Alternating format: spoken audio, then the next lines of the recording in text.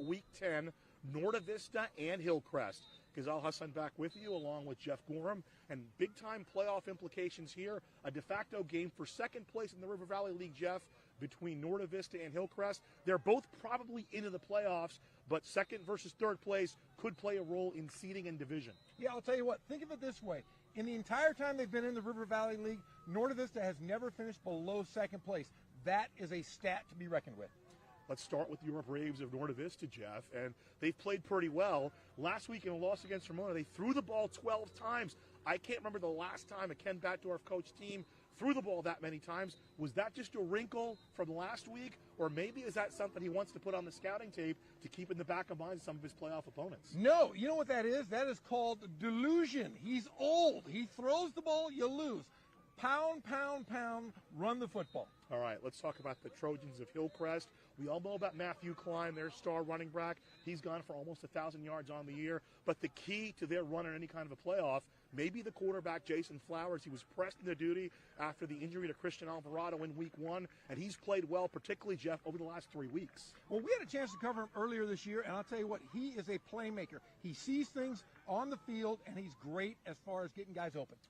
Momentarily, you'll meet the third member of our broadcast team, the intrepid Pep Fernandez, and kickoff is moments away between Hillcrest and Norta Vista. It's the CIF on Riverside TV.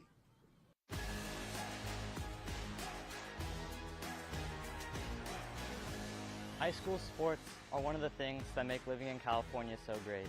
But sometimes the behavior in the stands can overshadow our achievements on the field. I love it when my parents show up for me. But being booed for missing a play could be crushing. And remember that refs are people too. They're trying their best to call a fair and correct game. Hey, and enough with all the swearing. No one should feel insulted or ashamed because of their race, ethnicity, or gender. We should be able to hold our heads high after the match, win or lose.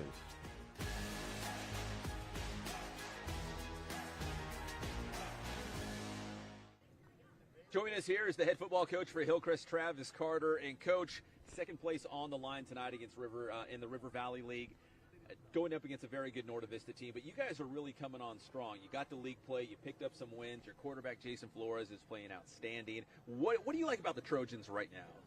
Yeah, I mean, we had, some adversity early on, a lot of injuries. Guys are coming back, and really the whole mindset every week has just been, hey, next guy up, whoever's ready, whoever's healthy, we're going to roll with and play with them. So our kids have been, scrappy all year. They've been battling all year. We're just been trying to improve each week, up until this point. And obviously we got a tough Norta Vista team this week and for second place, but you really don't need to get more motivated to play Norta Vista. We normally have some pretty good battles here. Yeah, definitely a rivalry game, and of course, as we mentioned, second place in the RVL. Maybe even a share of the league title, Patriot, if you're watching, if they can knock off Ramona tonight. But, Coach, you guys are already going to the playoffs. That's pretty exciting as well, right? Yeah, anytime you get to extend your season, give your seniors, a couple more games, hopefully 4, 5, 6 more games. But anytime you get to extend the season for those guys is special. They've earned it. They put in a lot of time over the last 4 years. Summer, weight room, all that type of stuff. So we're excited, but we're looking to take care of business tonight, one more game, and we're going to play hard as I know they are, and we'll see what happens. We saw Arlington do it last year, right? Just get into the playoffs and make a deep run. Why not Hillcrest? Yeah, and why not anybody, really? Yeah. Anybody can make a run, I think, now with the new system. So, you just got to, get in, try to stay healthy, and keep playing hard. Coach, appreciate the time, as Appreciate always. It, That's Travis Carter, head football coach for the Hillcrest Trojans.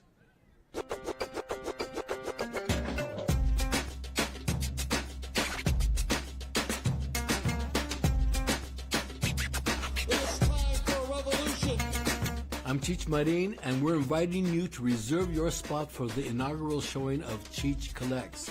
So get your tickets today. We're looking for you.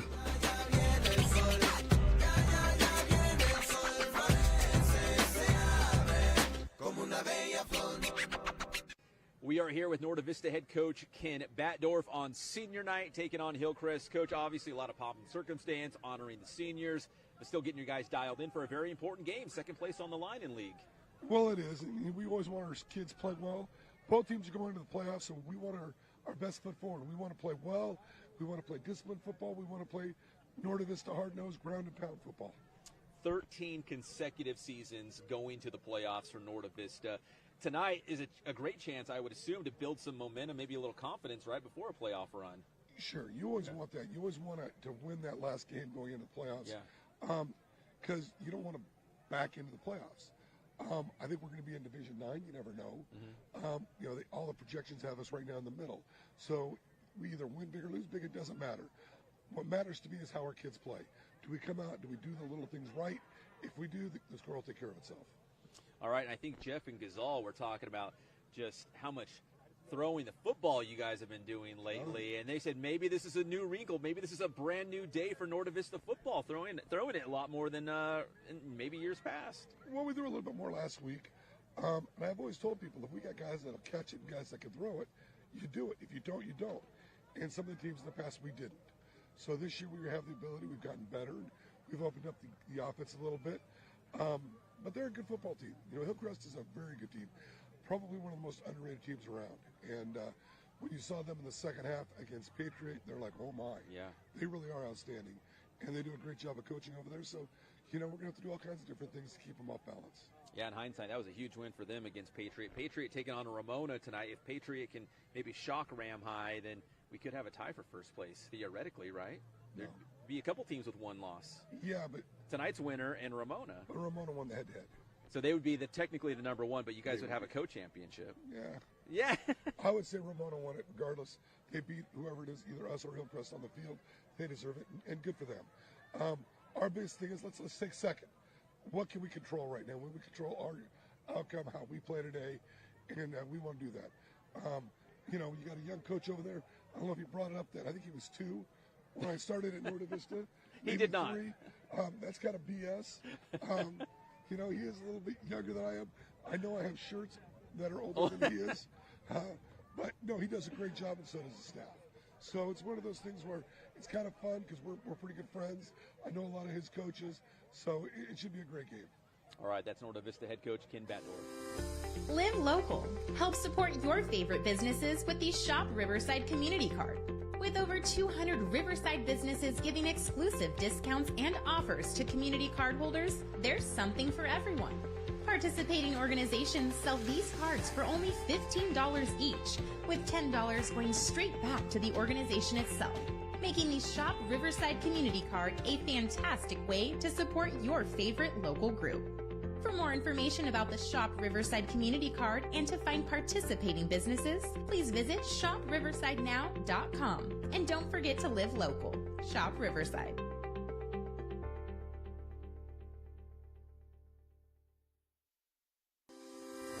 Live local.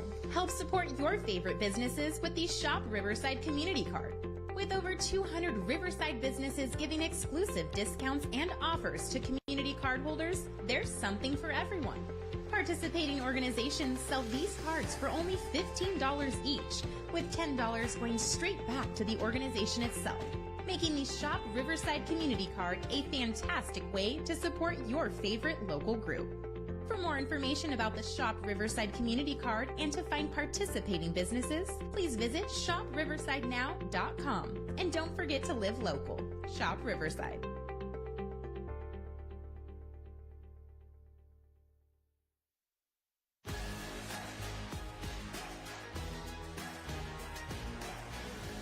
High school sports are one of the things that make living in California so great.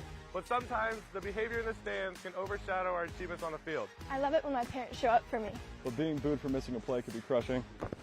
And remember that refs are people too. They're trying their best to call a fair and correct game. Hey, and enough with all the swearing. No one should feel insulted or ashamed Because of their race, ethnicity, or gender. We should be able to hold our heads high after the match, win or lose.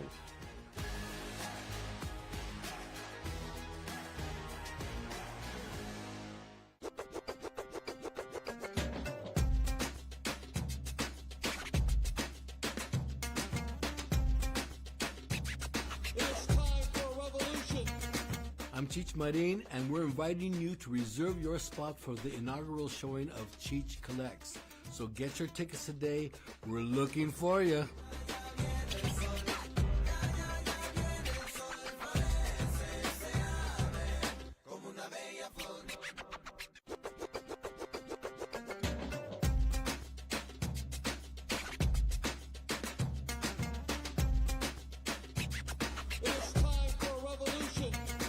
I'm Cheech Marin, and we're inviting you to reserve your spot for the inaugural showing of Cheech Collects.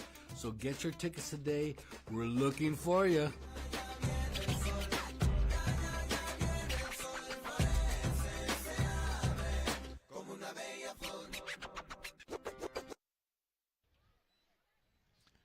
Welcome back. Zach Erb Stadium, Ghazal Hassan with you, along with Jeff Gorham.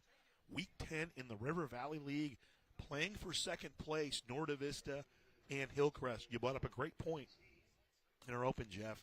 Since the league started 2012, Norte Vista has not finished lower than second place in any given year in the league. That's an impressive stat. I mean, but you got to go along with the 29 years that Ken Batdorf has been here. We've talked about it. I think they averaged just over 7 wins per season over those 29 years. That in itself is an impressive stat. And it's interesting because in the 3 years they didn't win the league out of the first 10, twice it's been Hillcrest, 2018, and that shortened season in the spring of 2021. It's been the new kids in town, the Trojans, that have won the league. And I'll tell you what, Travis Carter does a great job of dealing with this Braves team. I mean, we've had some colossal games here the past few years. And I'll tell you, they just know how to play against the toughness of Norte Vista. They're more of a finesse team, kind of a mini, and I don't mean this in a bad way, a smaller version of Ramona High School. And they like to run the spread offense. They like to get other guys involved. Unlike Norte Vista is just going to pound it right up the middle on you, and they're going to run whatever they do. They're tough, they're mean, and they're going to be this will be a great game. Ken Batdorf and Norte Vista have been the standard in this league, but it's interesting. 2014, when La Sierra won it, that was Jeff Roney, that was Roney Ball. They actually spread it out a little bit. And with the rule changes all along football from pro down to the high school level, such a premium now of getting playmakers in space. And that's kind of how we talked about Ramona last week. We saw what Ramona did last week. That's kind of what Hillcrest is building right now. They're a young team, particularly on offense, and they have playmakers that can make plays in space, and that's kind of what Travis Carter and his staff are doing at Hillcrest High. Could that be the future here? You know, we joked in the open about Ken Batdorf throwing the ball. Ramona and Hillcrest, they could be the future here in this league. They really could, but the thing is Ken Batdorf thought coming into the season, he goes, I thought maybe we'd be 2-8, 3-7. No way did he ever think that he was going to be in the position they are now with 19 starters gone from a year ago, and a lot of these student athletes here at Norte Vista, they come into school not have ever played a game of football in their life, so just teaching the basics of football, and they've moved so far along this year. It's a very pleasant surprise for this Norte Vista team. And that's the real advantage of the Norte Vista system. It's fairly simple. It's easy to teach, and to be more precise, Ken Batdorf and his staff do a good job of teaching that brand of football. They do, and they spend a lot of time in the weight room. They make sure, a lot of guys say, hey, we lift weights to get strong. But, you look at Ken Batdorf's teams, and I think they lift during the season.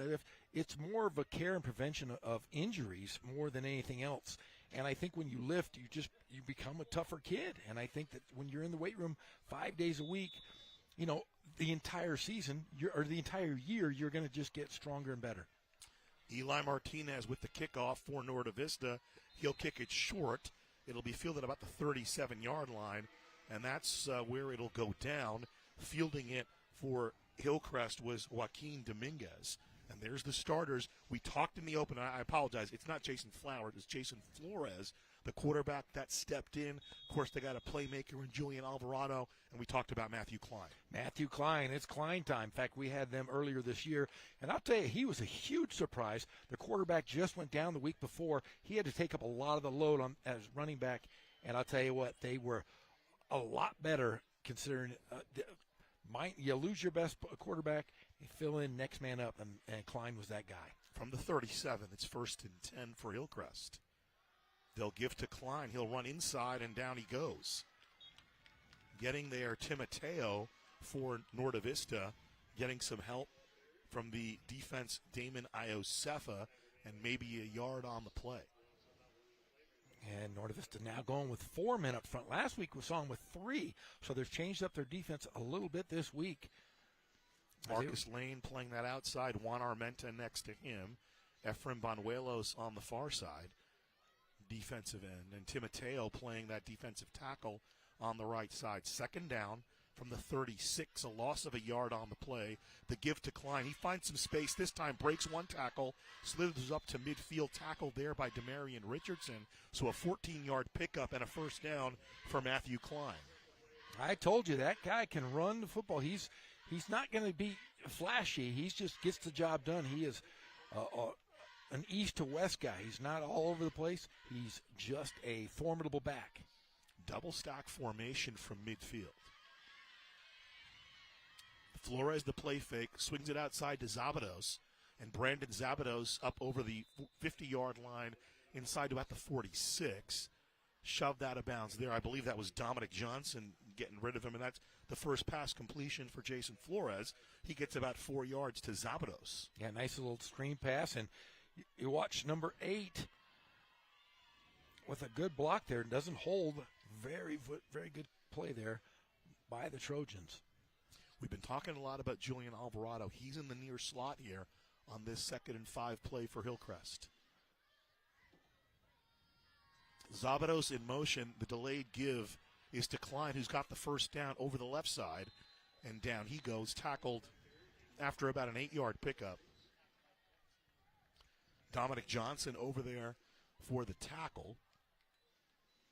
So ball from the 45 up to about the 38-yard line. 7 more yards for Klein, who has 3 yards on 20 carries, 1st and 10. A little misdirection there. Great play off left tackle there. So Trey Williams split out to the top of your screen. Trips to the near side for Hillcrest. 1st and 10. Klein running left. Klein to the 30, 25. Klein inside the 20, down inside the 10-yard line. Finally brought down by Demarion Richardson. He'll get all the way down to the 11, a 26-yard pickup for Klein. And they're running behind the left side of that line, Isaac Antolin and Elias Capote. And a flag in, it'll all come back.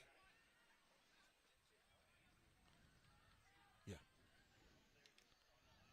Flag in, it'll march it back 10 yards on the hold. First penalty on Hillcrest. They've been running that left side, so the ball back to the 35-yard line. Here's the defense for Norte Vista. Watch Fave Sola, and obviously Damon Iosefa has been a big presence for Coach Batdorf, Marcus Lane, and Juan Armenta, the 2 seniors up front on the defensive line. From the 35, it's first down. After the holding penalty, walks it back, and another whistle. White hat today is Matt Ariano. False start called on Hillcrest. They'll move it back 5 more yards. Our umpire is Mike Garcia. Ryan Claybos, our head linesman. Ken Tooley, the line judge. Chad Mazzone, the back judge. That's our officiating crew here on Friday night. So ball back to the 40-yard line of Hillcrest. Their drive has been a nice one, but it's been stalled by a couple of penalties, Jeff. Here's the quick throw from Flores over the middle, right in his hands, and Alvarado drops it. Incomplete. What do I always say? Hit him in a bad spot? Right in the hands.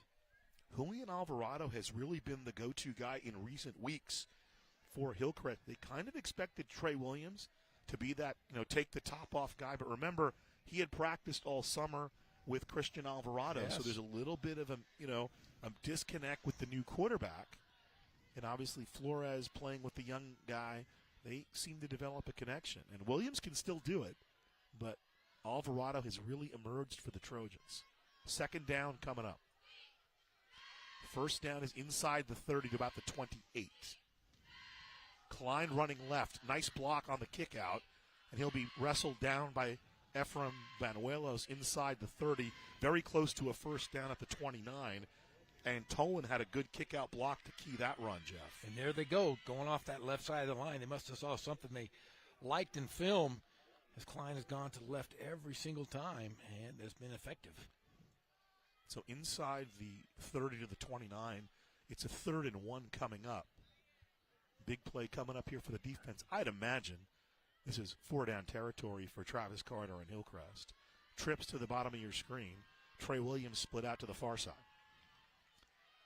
Here's that bread and butter. They'll go right to Klein, And down he goes, but not before getting the first down.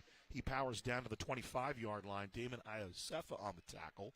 4 more yards for Klein and a first down. And we know, Hillcrest likes to throw the football, but if they're getting a lot of success off the run, this will open up things for those receivers. From the 25, it's a 1st and 10. Flores, little comeback to Zabados. Zabados has some space, and Fave Sola will drag him down inside the 15 at about the 13, but move the sticks up again, another first down. Flores now 2 of 3 through the air for 15 yards, both completions to Brandon Zabados, the senior. And there's those quick passes we've seen a lot this season of getting the ball out of the quarterback's hands quickly and getting those 5 yards. Good block to spring him by Big Jacob Hernandez, the senior right tackle. From the 14, call it. Klein again, and finally taken down at about the 6-yard line. Klein gets up. Making the tackle on the play is Raciel Timoteo. And there they go, attacking that left side of the line. In order for us to bring in guys, if Hillcrest can snap it here quickly. So 2nd and 1. Here's the quick snap to Klein. He's going to run into a bear hug, and down he goes. So it'll be 3rd down. That was Benito Ceballos. Benny Ceballos, who's the tight end, getting in on the jumbo package on 2nd and short, makes it 3rd down with the tackle. So under 8 minutes to play first quarter. Nice drive. Started at the 37-yard line. They've traversed all the way to the Norte Vista 7. So here's 3rd and 2. Williams split out wide. Alvarado split out to the near side. Looking for Williams, the slant route. Did he catch it? It's a completion, but is it a touchdown? They'll say he's down at the 1-yard line. Now the officials will consult. Touchdown. 7-yard touchdown pass from Flores to Trey Williams, 6-0 in favor of Hillcrest. Here's another look, Jeff. Yeah, he caught it right over the end zone, right over the perfect play. Good call there by the referees. So PAT, it's 6-0 Hillcrest. And coming on for the PAT is Jeremiah Martinez, the senior. He is 19 of 19.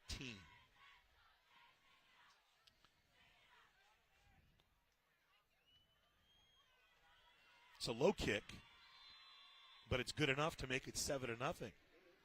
So 9 plays on the drive, 63 yards as Hillcrest punches it into the end zone. Drive consumed 4 minutes and 34 seconds. There's another look. A lot of running on that drive by Matt Klein, Jeff. It was all Klein time. I'll tell you, watching him earlier this season, he is something special for Travis Carter and the Trojans. Let's go down to the sideline. Pep Fernandez has got something for us. Hey, guys, a little bit more on Jason Flores, the quarterback for Hillcrest. Travis Carter was telling us before the game that he set a new school record for touchdown passes in one game. It came in that big win against La Sierra. He had 6 touchdown passes in all. And with Flores stepping in as the starting quarterback and doing so well, it's really opened up the run game, too. It's very cyclical, guys, right? If you can throw the football, it's going to help the running attack. And we saw evident here. Matt Klein's having a big season on the ground for Hillcrest.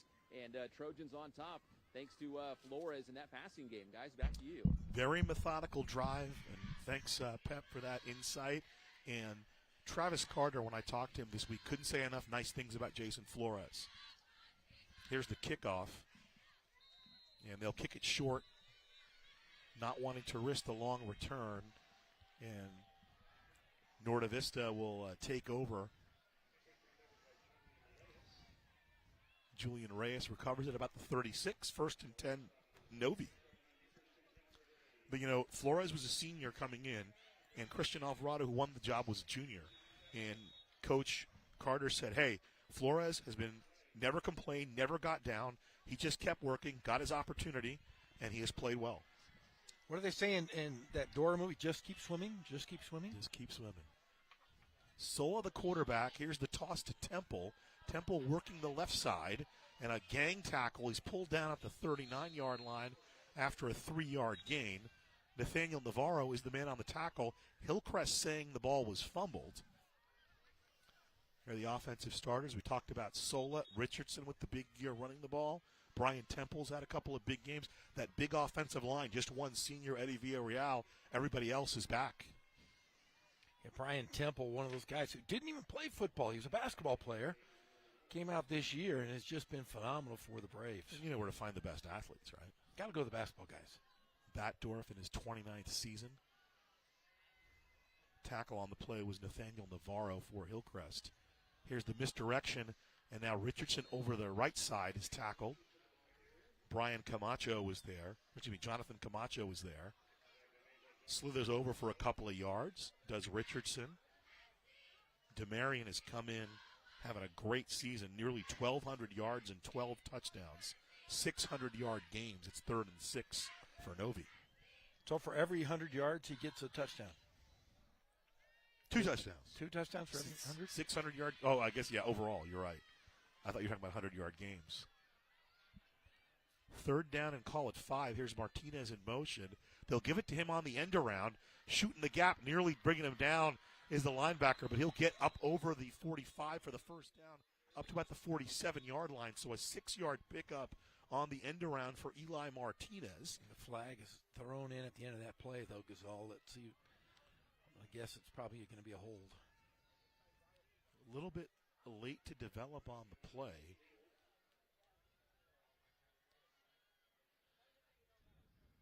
So it's going to be on Novi, Matt Ariano, and just as you suspected, Jeff, you D'Onofrio from Criminal Intent over here. Yeah. Profiling the penalty. Ever watch that? He's really tall, too. He's one of my favorite all-time actors. Isn't he? He's like 6'6", that guy. He was the bad guy in the Marvel. He was Kingpin, right? Kingpin. He played Kingpin, yeah. He was great in that Black Widow TV series or whatever it was called. Or the Arrow guy. I don't know, one of those things. He's great.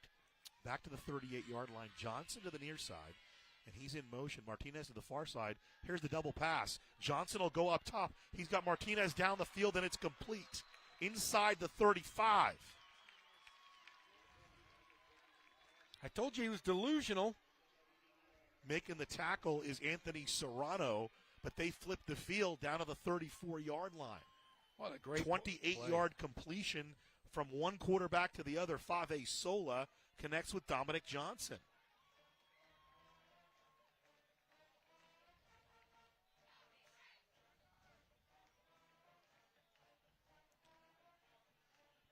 So a little razzle-dazzle from Ken Batdorf and the Braves of Novi.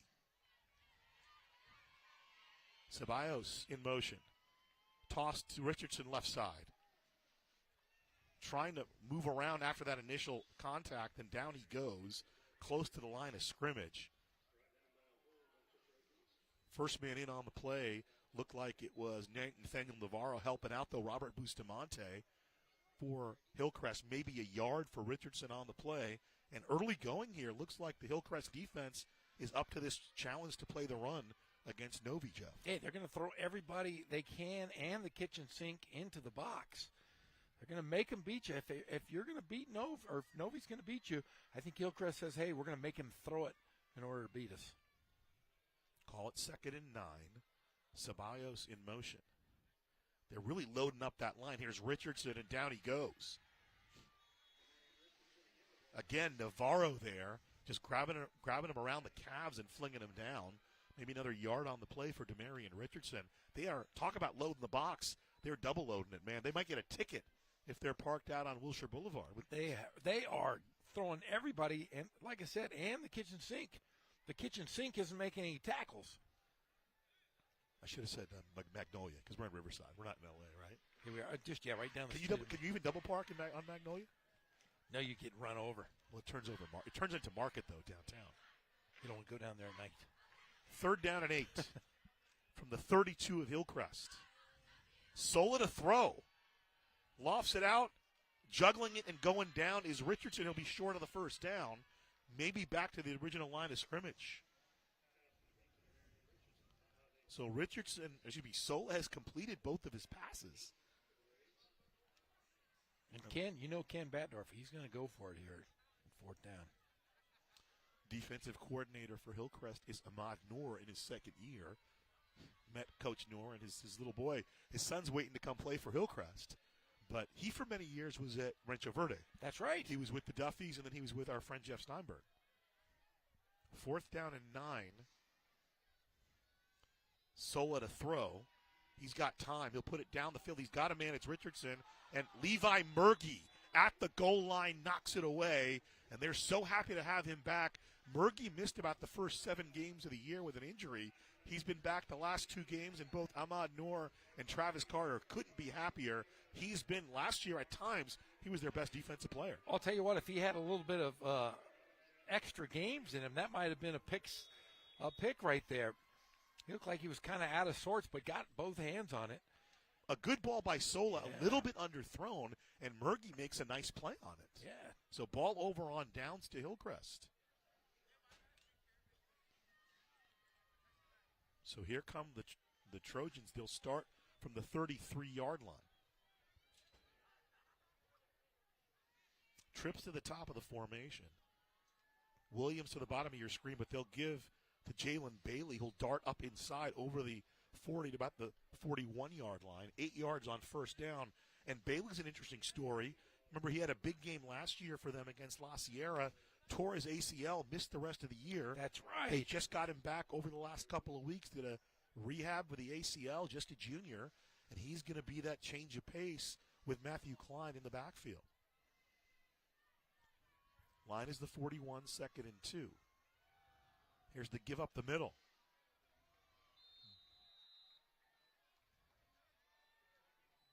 Bailey and Pounds to midfield.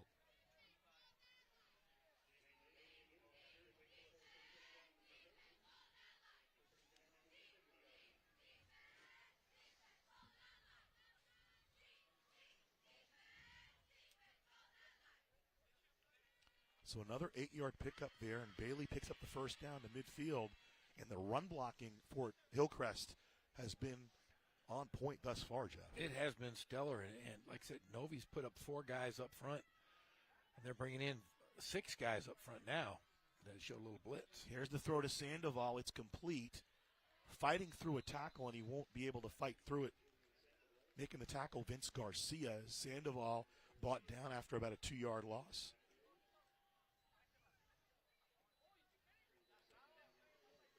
As I said, Travis Carter really high on this young man, Julian Sandoval. Thinks he has a bright future, just a sophomore. 35 catches coming in for over 500 yards and 7 touchdowns. He had 10 catches last week against Arlington. 10?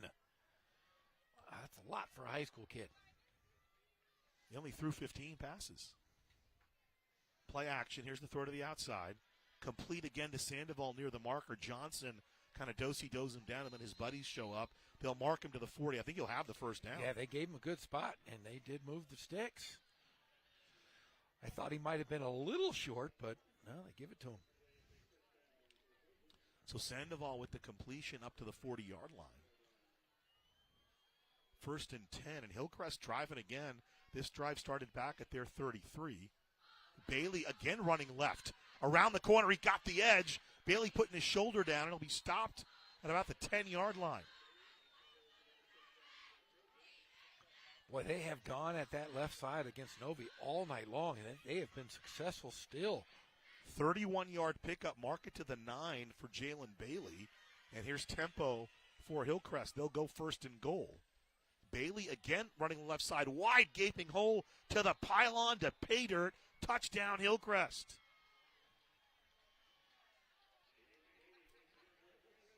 So a 10-yard touchdown run for Jalen Bailey, and the Trojans up on top here early. Yeah, Jalen Bailey, where did you come from?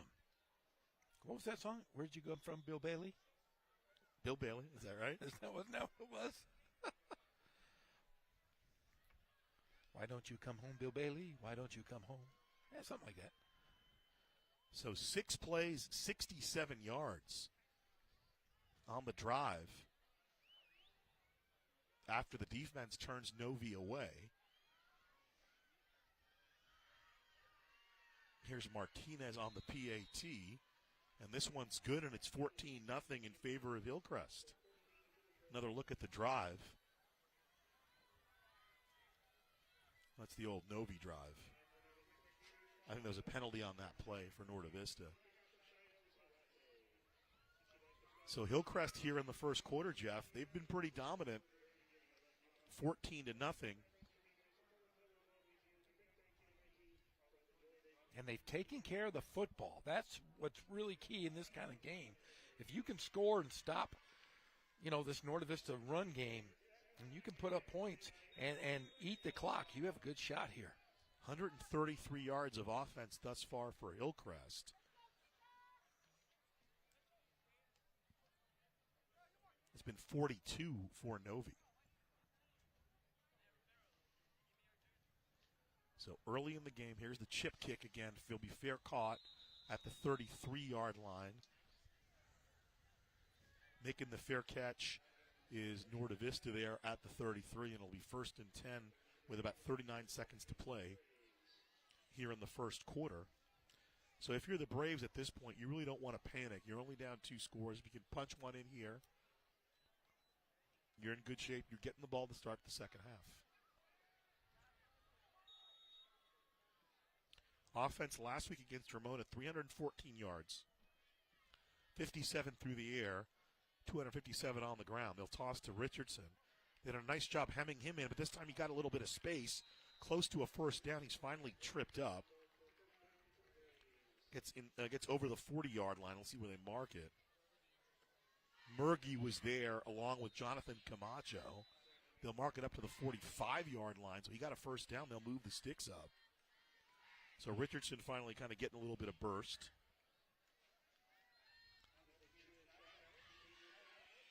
Injured player on the field. So a Hillcrest player is down. Common opponent.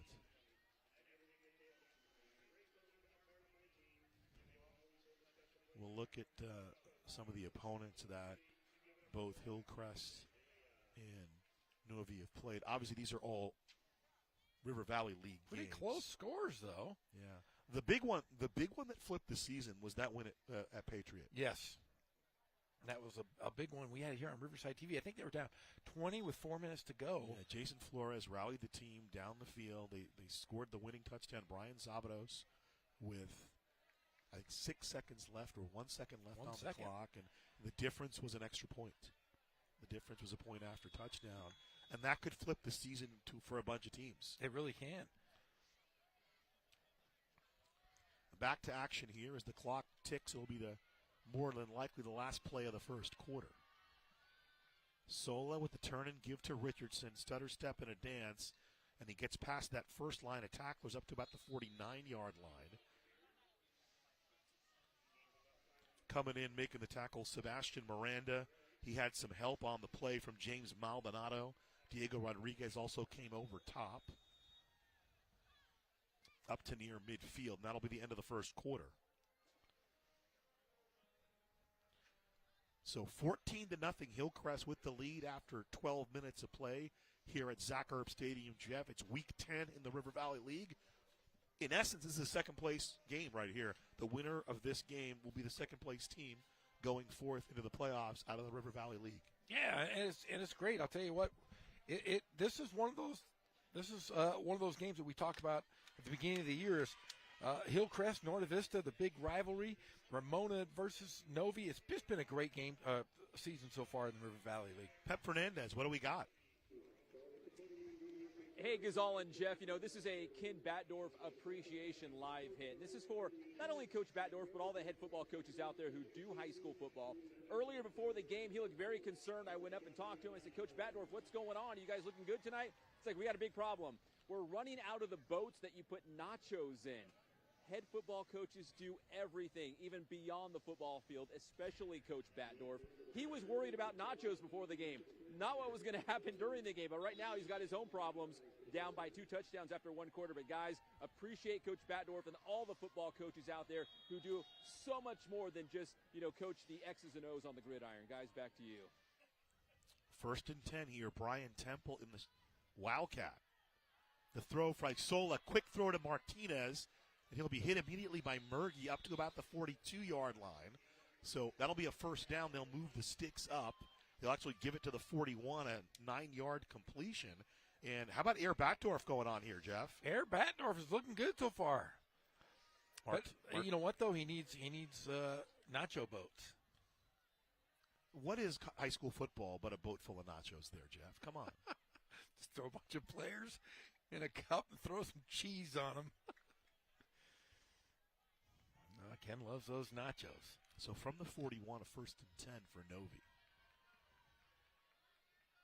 Iosefa lined up as a tight end. They'll toss left. Temple going behind Iosefa, but the reinforcements show up, and now he's free. To the house he goes. 41-yard touchdown run. Looking for laundry. There is none. Brian Temple with a quick strike. Well, I couldn't tell if he was down with all the dead spots in the grass, but he just took off and was spun off of somebody. Wow, what a great play there from the guy who's only played 1 year. So Temple finds pay dirt for Novi, and a big score for them. They can breathe a sigh of relief here, going down 14-0. And the PAT coming up. This is Eli Martinez will kick out of the hold of Seth Bolander.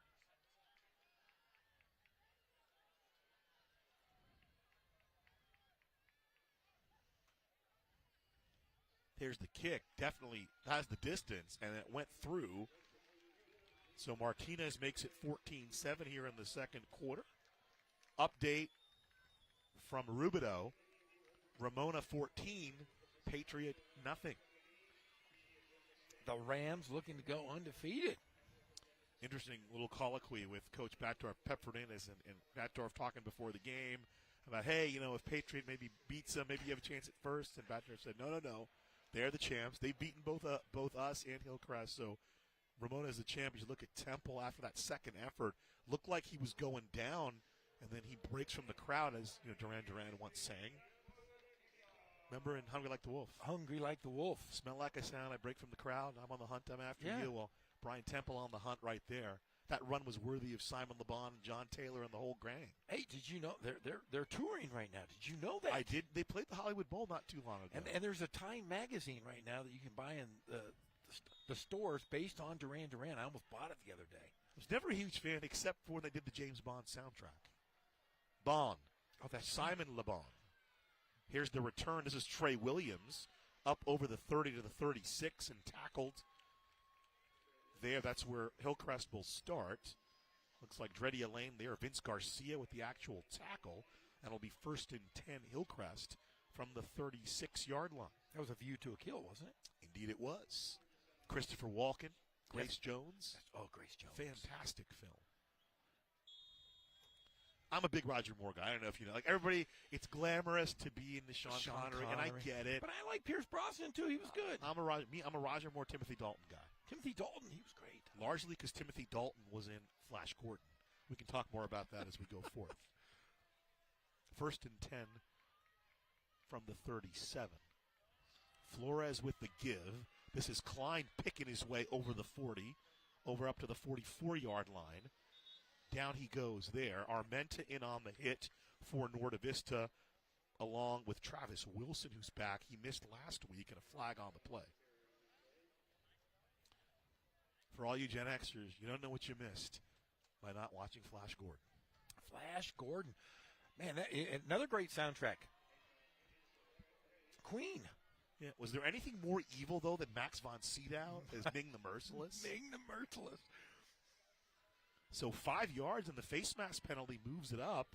So Novi flagged for 15, their second foul of the game. And Klein now with 48 yards on 7 carries. And to the 41-yard line, the ball moves.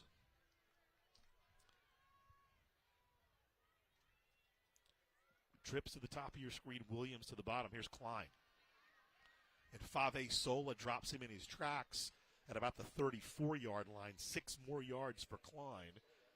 And they're just churning it, running up the middle. They tried the left side a lot early. The last 2 runs have been straight behind their center, Christian Benitez. little tempo for Hillcrest. No huddle. Here's Klein, this time running left again. And Timoteo with the tackle at the 30-yard line. And another first down here.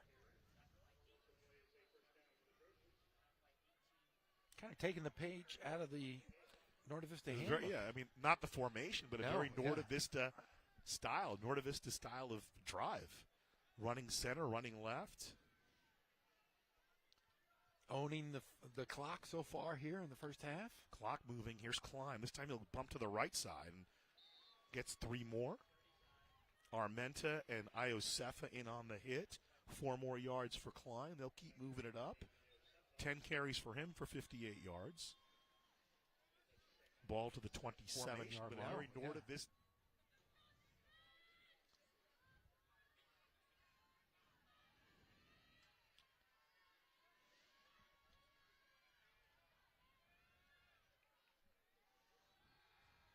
Stepping up is Flores. He'll fling it to the outside and intercepted. Picked off by Novi. And down he goes. A huge turnover. Making the big play, Malachi Brown for the Braves. And the senior who was honored before the game in his senior day ceremony makes a huge play here. Here comes the pressure on Flores. Steps up, good throw. Little bit underthrown and it's intercepted. Brown, Johnny on the spot, brings it all the way up to the 45-yard line. Almost a flag added on there after the play. And a big turnover by Larry Rawson's defense. Well, that was huge. I'll tell you what, the tackle at the end, like you said, that was WWE style right there. But a great we play. saw a 15-yard penalty last week on a suplex like that. Yes, we did. From the 45, Novi after the turnover. 1st and 10. Sola to throw. To the outside, Martinez incomplete. On the coverage for Hillcrest is Anthony Serrano. And 2nd and 10 coming up. Batdorf throwing the ball all over the place tonight.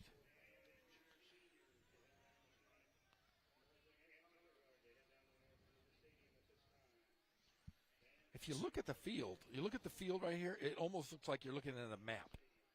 There's Batdorf. Like Batdorf. But if you look at the field itself, there's all these it's like a relief map. Remember the relief maps yes, in junior high? Like a relief map. The dry areas and the moist areas to differentiate. 2nd and 10. Line is the 45. A little bit of misdirection. Here comes Richardson around the right side, and down he goes. Navarro there. Serrano was also there for Hillcrest. A very short gain, 3rd down coming up.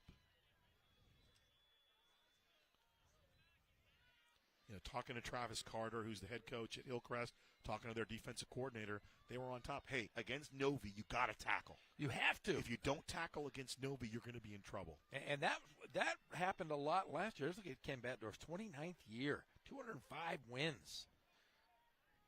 That's older than a Leonardo DiCaprio girlfriend. Hey, yo! I was going to say Larry King. You and I would laugh at Larry King, but that's dated, right? That's great. 3rd and 9 coming up. And a timeout called. I think Ken Batdorf wants to talk it over. Yeah, because he didn't have one of his players in. He buys them nacho boats, and they don't know to get on the field. That's awful. So timeout called by Ken Batdorf, the head coach at Novi for the last 29 years. His team trailing 14-7. Malachi Brown with a big play, Jeff. That really pumps up the defense for Novi, and now puts the offense in a position where they need to capitalize on this. What do you think here? Oh, I mean, do you run something tricky here? You 3rd and long. You're not in 4-down territory. He's gonna. I'd love to see that quick slant to Ceballos they ran last week. Yes. I have a feeling it's going to go to Richardson. They'll do something with Richardson. 3rd and 9 from the 46. Interception by Malachi Brown sets this up. Huge pick because Hillcrest was driving. They're about to make this a 2-score game again.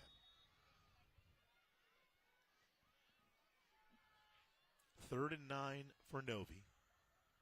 Misdirection. Temple running the other way. Breaks the first tackle but won't break the second. He's over midfield, won't have the first down. Tackle on the play made by Gabriel Luna Miranda also had his nose around the football, and a 4th down coming up. It's a 4th and 4.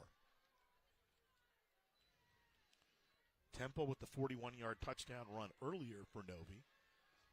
And now a big play here on 4th and 4. Whew. Again, going for it here on the 50-yard line.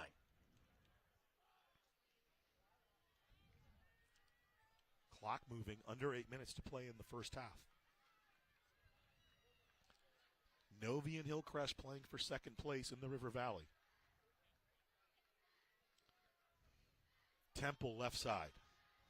Temple breaks the first line. He has a first down and more. Temple still on his feet. Temple still going. Temple to the house.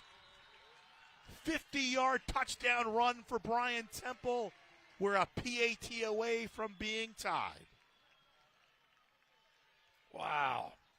That's just incredible breakaway speed from that young man. Running the fast break. He didn't even have to dribble the basketball, Jeff. He was going to the house regardless. Man, what a great play. So 2 straight touchdowns, 91 yards worth of runs for Brian Temple. First 41 and this one 50. And Martinez to tie it here with 7:34 to play in the second quarter. Flag flies. Can't do that. Matt Ariano throws it in.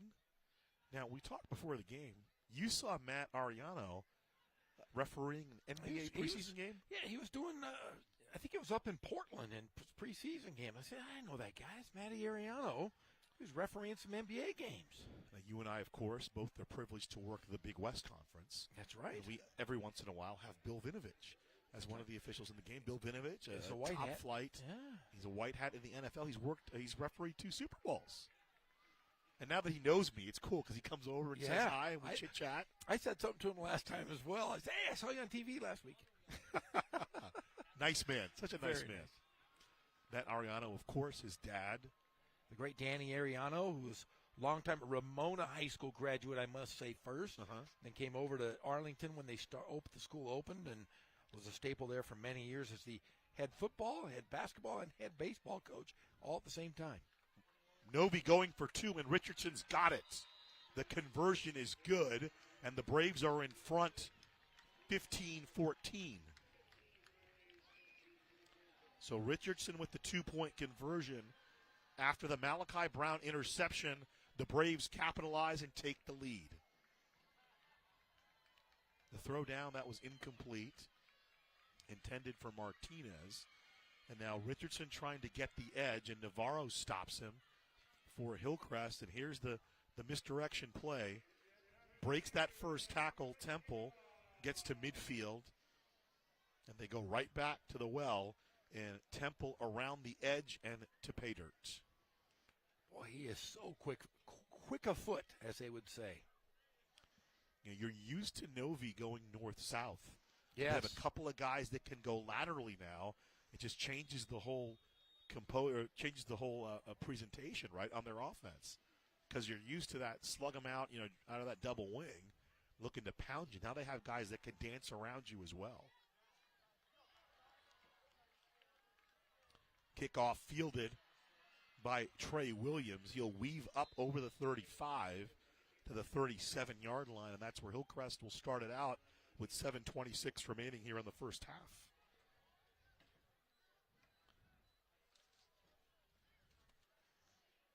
Hillcrest offense on the year, Jeff, averaging about 26 points per game, 38 in league games, 335 yards per game. Pretty good balance. 163 passing, 172 rushing. Their play calls, though, 61% of their plays called are rush plays. So Travis Carter, when you talked to him in the coach's perspective, said, hey, we want to be balanced, but obviously you got Klein and Bailey back there. You don't have Sinatra in the band and ask him to play the drums. 1st and 10 from the 37. Play action. The ball is complete outside to Sandoval, over the 40 to about the 48. Tackle on the play, Julian Reyes. So about an 11-yard pickup. And we got Pep Fernandez with something. In tune to the live chat as well on these broadcasts, and a lot of people are saying, what's going on with JW North? They're taking on Heritage tonight. JW North needing a win to stay in the playoff hunt. We can tell you that Kais Furha has punched in a touchdown for North. They lead Heritage 7-zip in the first quarter. And if you remember, we talked to Kais Furha's dad, Pops Furha, very popular on YouTube in a previous Riverside TV broadcast. Guys, back to you. Jalen Bailey with a short gain. So it'll be third down and short coming up. And the Huskies of J-Dub, they're barking at the doghouse, Jeff. Everybody wrote them off at the beginning of the year. You know, they played the toughest schedule of any Riverside team by far. But I'll tell you, they are a young ball club, and OP Vaiapulu does a great job over there at North High School. Big third down play here. Sandoval split out to the top, the bottom of that trips formation at the top of your screen. Williams to the near side. And they'll give the ball to Bailey, and down goes Bailey. He'll be close to a first down. Shooting the gap and making the tackle, Marcus Lane. Let's see where they mark it. They're going to mark him just short. So clock continues to move. It'll be fourth down, and Travis Carter keeping his offense out on the field. I'll tell you what, we're starting to see the momentum shift here going towards Norte Vista. If they can make a stop here, that could create a lot of problems if you're Hillcrest, and that confidence level. So Joshua Baca in along with Yahir Rubalcava, the double tight end set for Hillcrest. Looks like Sandoval and Williams are the only receivers in the package. 4th and 1. Bailey, he's close. Depends where they mark it. I think he'll have the first down. Juan Armenta, the tackle for Novi. And looks like they'll move the sticks. Yes, they do. They gave it to him. That's tough, though. You made him work for it. 3 plays to get 3 yards. And Bailey gets the first down up to the 48.5-yard line. Clock continuing to run. Keeping the ball on the ground here. 15 straight points for the Braves.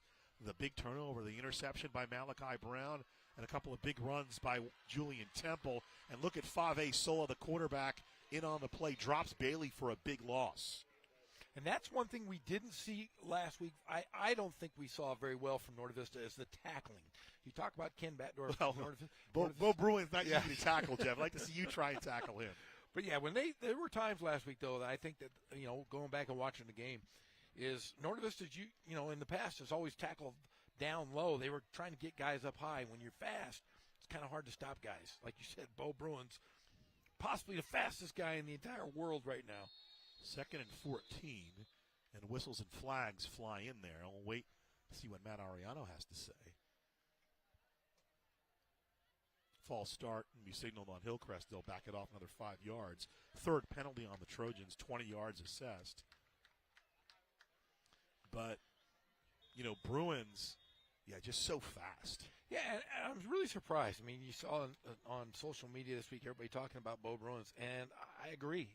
Everybody should be talking about that young man, and he should be getting recruited by a lot of big-time schools. Hopefully they're starting to see how good he is. So 2nd and 20, call it.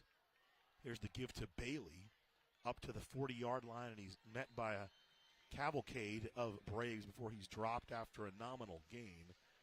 The first man with his helmet in there was Ephraim Banuelos, and a bunch of other red shirts showed up. 3rd down. So a huge 3rd down here. They're going to have to get to the 42-yard line to get a first down. They're going to have to put it in the air here. So they'll go 2 by 2.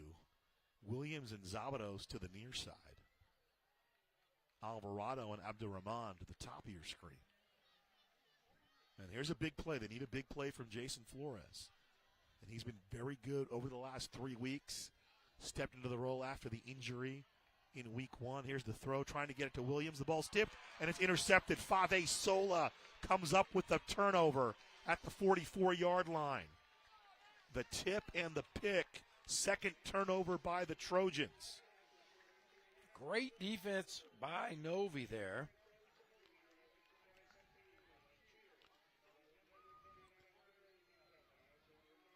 Good deflection. Sola actually got the deflection and the interception. Pass intended for Trey Williams. Great athletic play by the junior, who's also the Novi quarterback. He blocked his own shot, or blocked the shot and grabbed it. Temple running inside, bounces outside, now back inside, and Navarro's going to say, no, you're going to stop right here. Not unlike John Cleese in Time Bandits, my jurisdiction ends here, so does yours, says Nathaniel Navarro. That's a great movie. We should go. Let's pull the curtain back. You're staying the night over at the Stately Gorham Manor night. The boys would love it, right? Oh, Time Bandits, fantastic movie. Another toss to the outside, and that's Demarion Richardson gets up to the 35-yard line, 7 yards on the play for him. Tackle made by Robert Bustamante. So, they marked him just short. It'll be 3rd and 1. I thought he had the first down. So 3rd and 1 for Novi from the Hillcrest 35 after the turnover. Richardson sidling up behind his lineman. He'll bull up to the 30 for the first down. Bustamante in on the tackle for Hillcrest along with Joshua Baca. Running on that right side of the line behind Armando Olvera, who's in there. Clock ticks down under 2 minutes to play. 1st and 10 line is the 30. Dominic Johnson split out to the top of the screen. Flexed out to the near side is Eli Martinez.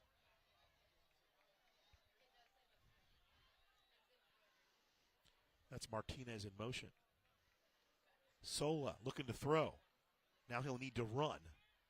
And Sola leans forward over the 15, down to about the 14-yard, over the 25, down to about the 24. So a 6-yard pickup for Fave Sola. And he's done a nice job tonight, Jeff. Oh, he's done a great job. I mean, it has been by committee. You're talking about Richardson. You're talking about Temple. I mean, everybody has really made an effort. Well, good play there. He could have got stuck in the backfield, got a good Navarro there again, along with Camacho on the tackle for Hillcrest. And a timeout by Norte Vista with 92 ticks left. And it's interesting, the couple of games we've done for Novi, they've played both quarterbacks, Dominic Johnson and Fave Sola. Tonight, it's been exclusively Sola. And there was a penalty on that play, it looked like. As Novi got knocked back 5 yards. So the 5-yard mark-off against Norte Vista moves them back to a 1st and 15 from the 35. Ghazal Hassan with you, along with Jeff Gorham, Pep Fernandez down along the sideline, our entire award-winning Riverside TV crew. We're back at it tomorrow at noon from Ramona High School as RCC takes on El Camino. How about RCC in the 2 junior college polls? There's 25 votes for first place. They got all 25. And they should, until somebody beats them. And I don't know if anybody will this year. A lot of talent in Riverside. And here's what's interesting. I was talking to Opi Vaipulu about this. You know how good RCC is? No. They have Venancio Micaele. He's not going to play till next year. He's waiting in the wings. That's how good they are. Yeah. And Tom Kraft's excited about having him. 1st and 15 from the 35. Sola over the middle. Complete to Ceballos. Benny, he's going to fight to the end zone. Is he in? They're going to say down at the 1-yard line. Bustamante with the touchdown-saving tackle. We saw that play last week, Jeff. It works again to perfection. Holy cow. That's just pulling out his entire bag of tricks. So Benito Ceballos takes it all the way down to the 1-yard line. 1st and goal for Novi. They converted the first turnover into 8.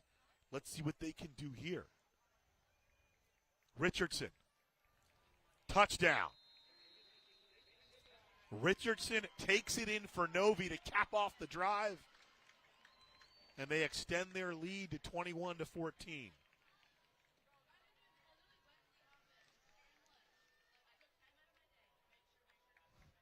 So with 1:15 left in the half, Richardson takes it over.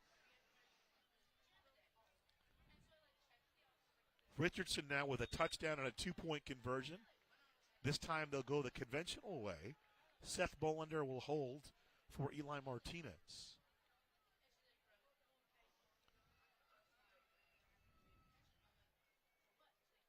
Here's the kick.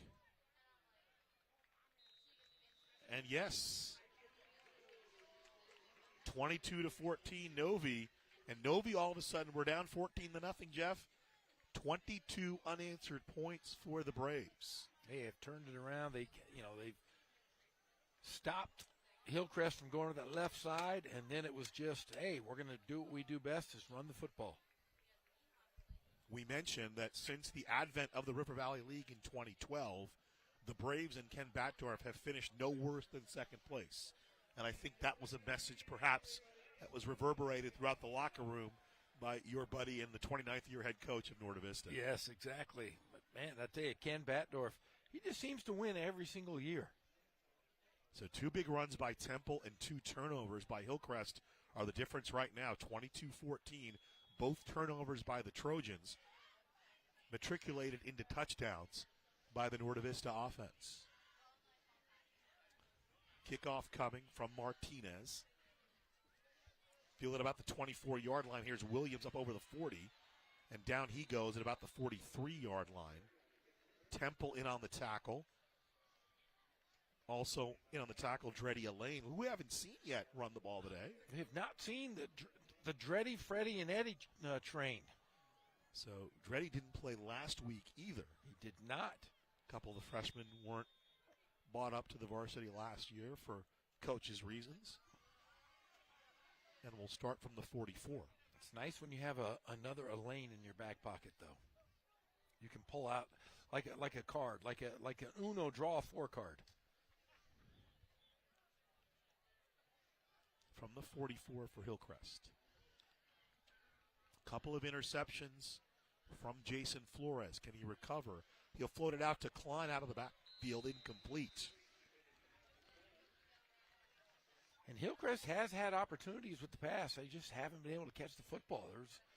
That's the second time tonight where it could have been for some extra yards there.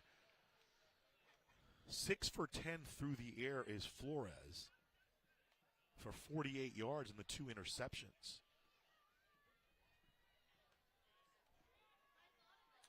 Has a 7-yard touchdown completion to Trey Williams. Second down. Throwing. Deflected and nearly picked off again. In the vicinity was Julian Reyes. He was between the 2 receivers. It was Alvarado and Zabados, I believe. And third down coming up. Wasn't there a nickname that we were supposed to call one of these guys? One of them, Road Runner? That was Dreddy Elaine. Dreddy Elaine was the Road Runner. The beep beep. We have not seen him. Just got a text. The Road Runner is making a comeback. 3rd and 10. Flores. Here's the jailbreak. Here's the screen to Zabados. Zabados into Norte Vista territory and upended over about the 45-yard line. Dominic Johnson makes the tackle, but good enough to move the sticks. 12-yard pickup on the completion from Flores to Zabados. 3rd catch by Brandon Zabados on the game, 27 yards. He was one of the leading receivers for Hillcrest last season. And Johnson was tied up and just reached out and grabbed him. Great tackle from Johnson. Flores navigating, thrown to the outside, looking for Abdurrahman, and it's incomplete. On the coverage is Malachi Brown for Norte Vista. Yunus Abdurrahman, Coach Carter spoke very highly of the senior. Very selfless. He's the kid that does the dirty work. Works real hard, takes advantage of every opportunity, and it's a little bit overthrown there to bring up second down.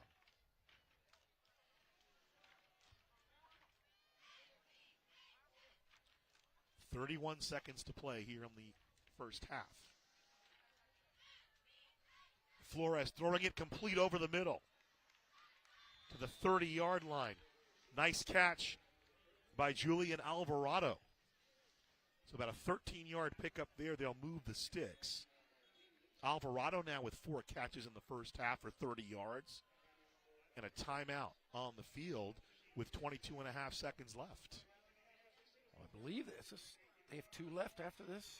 So still plenty of time. Martinez on the tackle for Novi. That was Hillcrest, right? Took the timeout? Yes. So Travis Carter going to talk it over. I believe Pep Fernandez will have Coach Batdorf at the half, whether he's leading or trailing. looks at this point like he'd probably be leaving. He should be.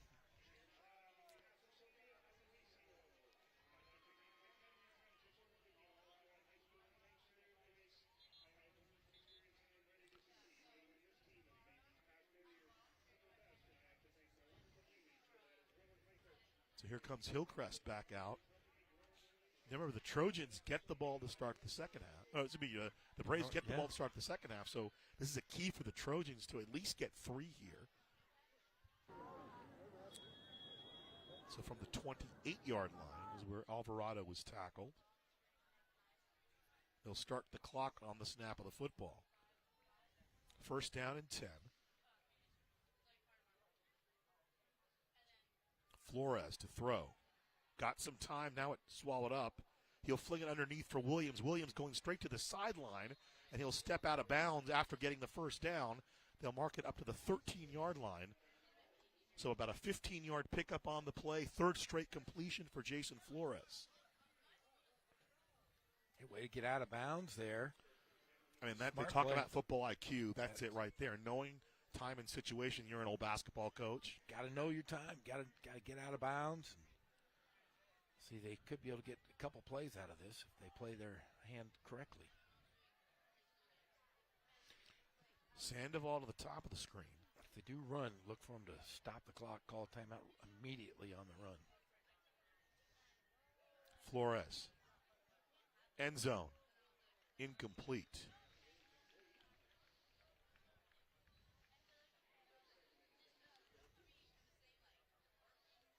Batdorf has a couple timeouts to play with as well. Let's see if they call timeout when they see him set up here offensively. So I'm guessing Hillcrest could take a hit over the middle of the field and call timeout. Then that would basically leave them time for a field goal. Yes. So if they're going for the end zone, maybe they'll take another shot here to the end zone.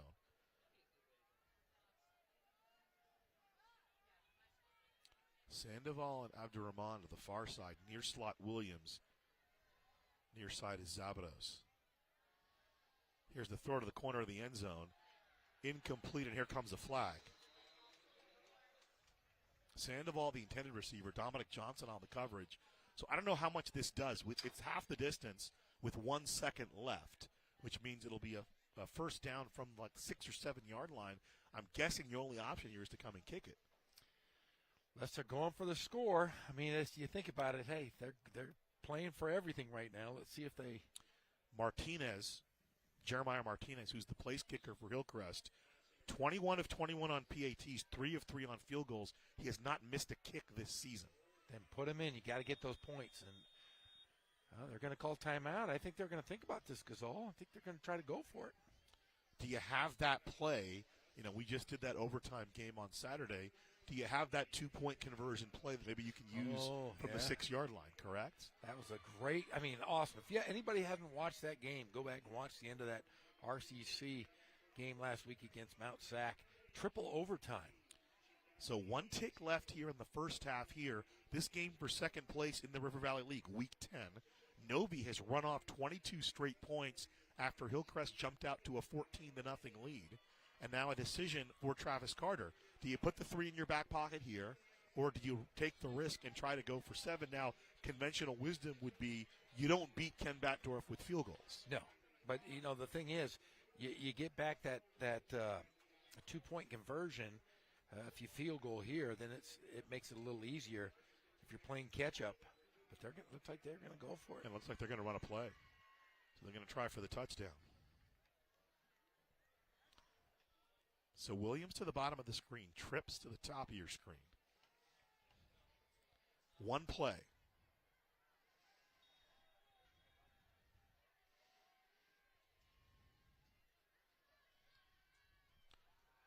Flores throwing it into the end zone, touchdown. That's Matthew Klein with the reception, and Travis Carter puts his chips on the pass line, and he hits the point. What a gutsy call here at the end of the first half. Klein, the senior running back, with the touchdown reception.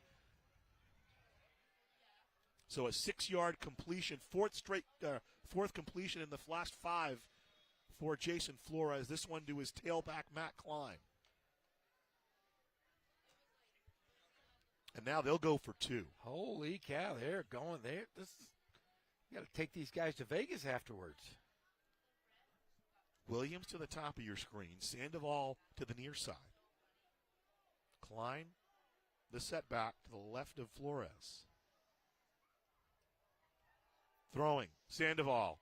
Same play, basically incomplete, and the 2-point conversion fails, but they get the touchdown going in at the end of the first half, and it's 22-20, and what a gutsy call there by Travis Carter. Man, I'll tell you what, it was either go for 3 or go for pay dirt, and pay dirt was the answer. And, man, we have ourselves a great game here at the finale of the River Valley League. Well, you know what they say, scared money never wins, and Travis Carter understands, hey, second place is on the line, and we need to stay in this ball game. We need to stay right there with Ken Batdorf and the Braves. They're within 2 points as we go to the half. It's 22 for Novi and 20 for Hillcrest, and I believe Pep Fernandez is awaiting Ken Batdorf, and Pep is approaching Batdorf. Ken's saying something to one of his assistants, and so we can stall for a little bit as both the Braves and the Trojans go to the locker room. And Ken is out about something. But, again, you tip your cap. It would have been very easy for Travis Carter to go conservative, particularly after the Braves had just put up 22 straight on his team. And he's like, no, we're going to play for the win. Scared money doesn't win, never wins. He goes for Matt Klein, who gets the touchdown reception. And then they missed the 2-point conversion, but still within 2 points of Novi. And I believe we can go down to Pep Fernandez now. Pep has Ken Batdorf down on the field. Here at the half, it's 22-20 in favor of Norte Vista. Ghazal Hassan with you, along with Jeff Gorham. Pep Fernandez down on the sideline.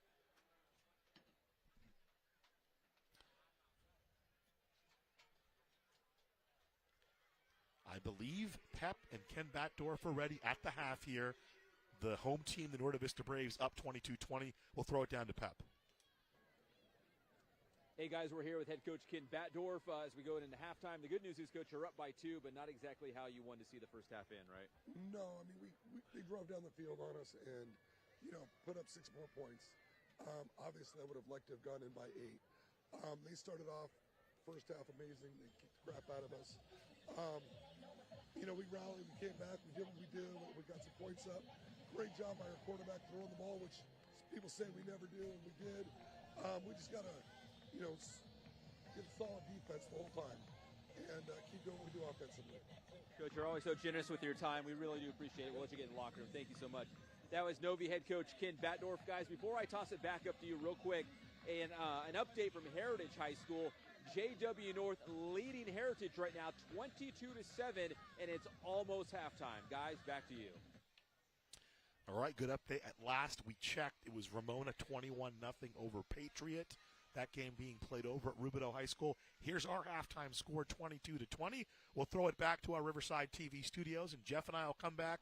We'll reset the first half for you, bring you the second half momentarily here from Zach Erp Stadium. It is Week 10, the CIF on Riverside TV. Live local. Help support your favorite businesses with the Shop Riverside Community Card. With over 200 Riverside businesses giving exclusive discounts and offers to community card holders, there's something for everyone. Participating organizations sell these cards for only $15 each, with $10 going straight back to the organization itself, making the Shop Riverside Community Card a fantastic way to support your favorite local group. For more information about the Shop Riverside Community Card and to find participating businesses, please visit shopriversidenow.com. And don't forget to live local. Shop Riverside.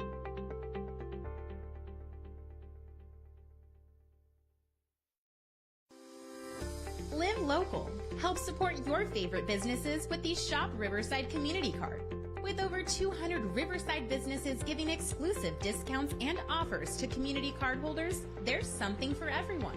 Participating organizations sell these cards for only $15 each, with $10 going straight back to the organization itself, making the Shop Riverside Community Card a fantastic way to support your favorite local group. For more information about the Shop Riverside community card and to find participating businesses, please visit shopriversidenow.com. And don't forget to live local. Shop Riverside.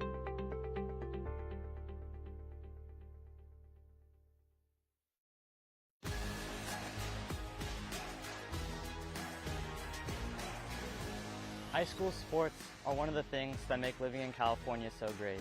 But sometimes the behavior in the stands can overshadow our achievements on the field. I love it when my parents show up for me. But being booed for missing a play could be crushing. And remember that refs are people too. They're trying their best to call a fair and correct game. Hey, and enough with all the swearing. No one should feel insulted or ashamed because of their race, ethnicity, or gender. We should be able to hold our heads high after the match, win or lose.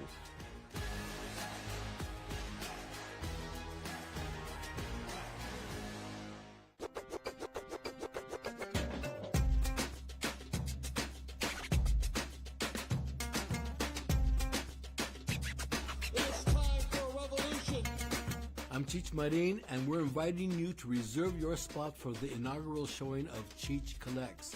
So get your tickets today. We're looking for you.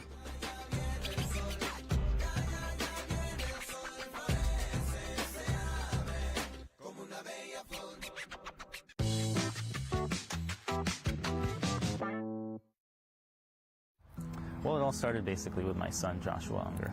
He's severely autistic. He was aging out of the school district, and this was about when he was around 18, but the school district keeps you till you're 22. We're sitting at home one day and we're talking about, well, what are we going to do once he actually is out of the school district? And we thought about it really hard, and at that time we were doing some backyard gardening. And my son was very responsive to it. He enjoyed going out and planting the seeds and being in the soil and, harvesting the lettuce and going and, getting the carrots and the onions, and, he likes to cook too. And we thought, well, hey, what if we actually had some property to where we could have like a small farm that sells vegetables, and we can make a program where we can bring in others, a work program for people with these different disabilities. Ultimately, what we decided to do was just start looking in the Inland Empire area for a piece of property that would work for that. And, we found the Greenbelt.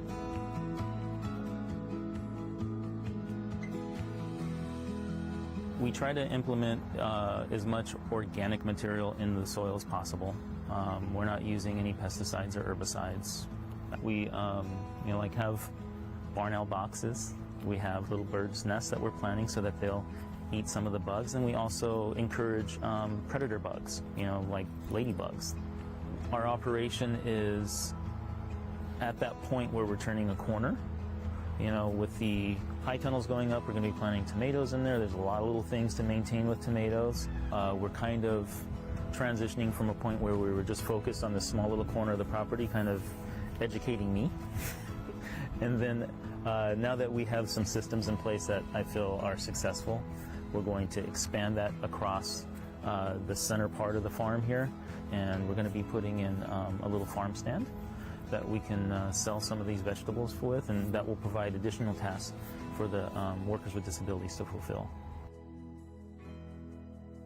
One of the ways that we reach out to people is on Facebook, and it's Gable Farms. Just Gable Farms, and you can search it in Riverside. And that's an easy way to find us.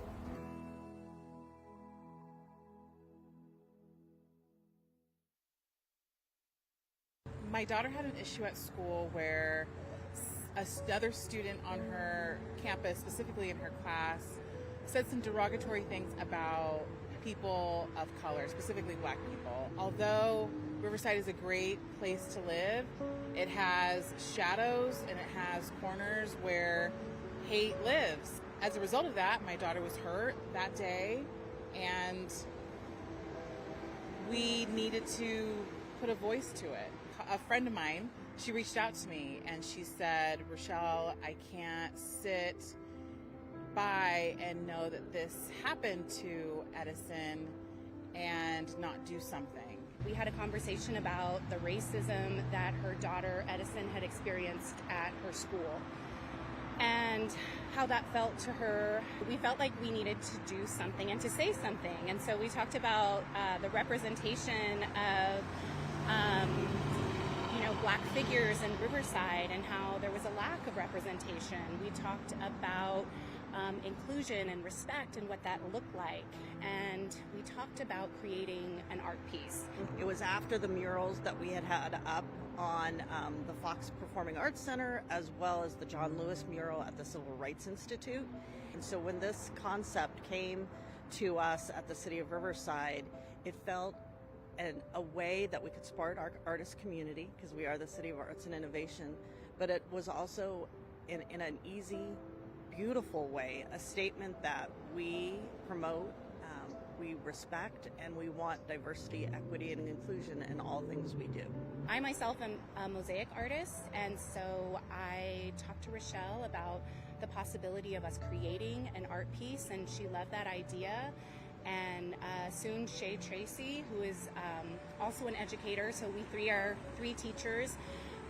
We started out on this endeavor to create this piece together and enlisted 14 artists to create the piece that you see here today. As at that time, there was so much happening in the culture, in the world, surrounding Black Lives Matter, and some of the protests in terms of the police brutality that was happening, that I just felt I needed to do something as a mom of two boys. Each individual person, they worked on their own sketch of the artist, and they put the tiles together at their own home studio, and then towards the end, we collected the materials in waves, and then we kind of just put it all together a few weeks before the reveal. I want them to feel the love and intentionality that we put into the mural. I want it to awaken a curiosity about all of the people who we included in the mural, and to just get people to understand and to have more interest in Black history and in these contributing members.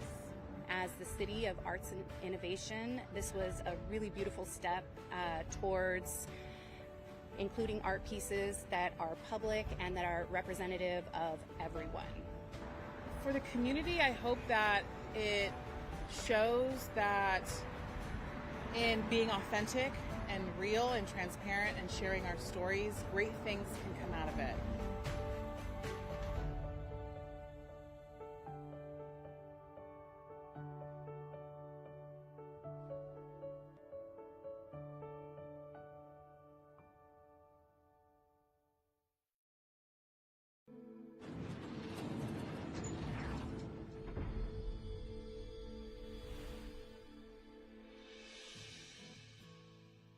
Welcome to In the Vault, a program of the Museum of Riverside. Today I'm going to share a little bit about the museum's herbarium, which is a collection of plant specimens, and a herbarium can be either dry or wet specimens, but mostly dry specimens, and that's what we have quite a bit of. It began with the early curator of botanic collections, Edmund Yeager, who started collecting specimens in the Riverside and San Bernardino area in the 1920s. Many of these specimens that he collected eventually wound up in our collection. But the real turning point was in 1949 when Charles and Wilhelmina Clark donated their collection, the Clark Herbarium, along with an endowment for the care of the collection and for botanical programs. And we've pulled out today just a couple of specimens, just a few specimens from the Clark Herbarium that are examples of Nevins barberry, which is an endangered species in our area, and you actually can acquire cultivated specimens of this plant from nurseries, but in the few areas where it grows naturally, it's under threat and has been added to the endangered species list. Now, this is how dried herbarium specimens are stored and collected. A herbarium specimen is of little use to us unless it comes with its collection data. So all this information is here, collected on a certain date in a certain location by a certain collector. And then the specimens are dried under certain conditions so that they don't attract mold, mildew, or other forces that can disintegrate them. Because they're dried, of course, they're very fragile, and we have to keep them in short stacks in carefully controlled environmental conditions. And you might wonder why we would have more than one example of the same species. And there's a reason for that, several reasons actually. First of all, comparing different examples of the same species can give information to researchers. And comparing specimens that have been collected over time can give researchers information about changing environmental conditions. And in the context of much research that's done today, for instance, climate change, we can learn much about how and where specimens were collected and what has happened to their morphology over time. It's also useful to have different specimen examples for genetic research, which is done today. Again, it was something that was, at the time these things were collected, no one even conceived of the kind of genetic research that would be done today. And now we have some of these specimens, which of course, because they're in essence insect food, we have to keep very close watch on them to make sure no infestations get into our storage vault here. These cabinets behind me are the cabinets where we store the herbarium specimens, and they have to be inspected often to make sure that we have no problems. To go back to the Clark Herbarium, that portion of the Museum of Riverside's herbarium comprises about 10,000 specimens. Additional collectors, other collectors, John C. Roos, for instance, actually this one was collected by John C. Roos, have added to the herbarium and make it a reference point with almost a century's trajectory that allows it to be a tremendous resource for researchers who are interested in Southern California, particularly the inland Southern California plant community. We have a new incoming lot of specimens coming into the herbarium soon. We do continue to actively collect, and again, for some of those scientific reasons that might not necessarily have been anticipated at the time that earlier examples of some of the species were collected. So for instance, a researcher has recently gone out to some of the areas in Central and Southern California that are fire damaged and collecting plant specimens that are coming back after those fires so that we can study the kind of plant communities that thrive in those post-fire environments. Again, we cannot possibly imagine what kind of research may be done in the future that would make these specimens of great use to a scientist. And I should add as well, as my background is the fine arts, that there's a resurgence of interest among artists in looking at these kinds of collections and just seeing the visual beauty of them and seeing how the visual impact of a specimen can be translated into an aesthetic experience and to help connect people with nature in a way that is very vital right now. So again, thank you for joining us for this segment of In the Vault, and we do encourage you, particularly if you're a researcher, to contact us and arrange to have access to the herbarium collection. Thank you. Back at Zach Erb Stadium, Ghazal Hassan with you along with Jeff Gorham. 22-20, the Braves and the Trojans separated by 1 2-point conversion. Welcome back, Zach Erb Stadium. I'm Ghazal, he's Jeff. Pep stand on the sideline.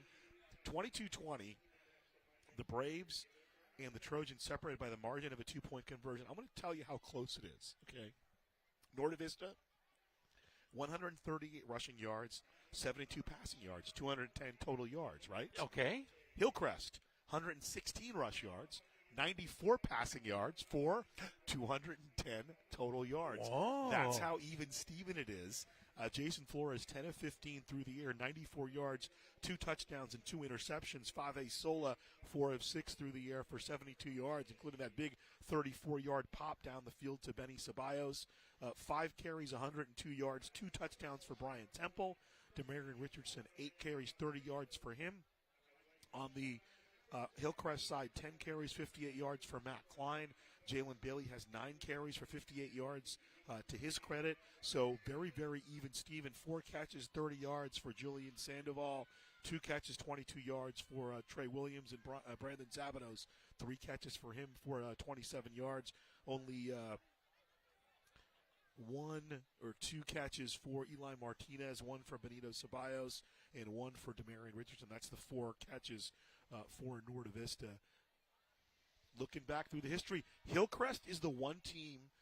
They've only been in the league since 2014, Yes. but they've actually had some success against Novi of late. They beat him in the spring of 2021. They beat him in 2018. They've split the last 4 meetings. Yeah, they have, and I'll tell you what, this is, like you said, Hillcrest is one of those teams. They have great athletes. They have experienced big guys. It's a larger school, and the thing is, they run the complete polar opposite of what Norte Vista does. Is they like to throw the football, run that spread offense, and they do a great job doing it. But Ken Battendorf, 210 yards each. That's an incredible stat that both teams are playing so well. And the big one was throwing 70-plus yards in the air for Norte Vista. Now, remember, we were here for the season finale, I want to say in 2017. It was a wild one, which Hillcrest ended up winning, I think, 49-41. Yes, that was a great game. I totally remember that one. That was phenomenal. And I'll tell you what, if Hillcrest doesn't turn the ball over twice, we could have a different ball game. That's the difference in the game right now. Not only did Hillcrest turn the ball over, but that Norte Vista capitalized and came up with 15 points out of it. So Temple and Martinez are deep to receive for Novi. They'll get the ball here to start the second half. And it'll be a short kickoff. An onside kick. Ball bouncing around, and I believe Novi got it. Hillcrest had the first shot, and I believe the Braves fell on it at about the 44-yard line. And, yeah, getting up from the bottom of the pile is big number 68. That's Ryan Rodriguez. Nobody's trying to dive under the pile when he's on top of it, Jeff. And I'll tell you what, they had every opportunity to recover that onside kick. They just went up with one hand. There was one guy in the back, 2 guys up front. Should have been theirs.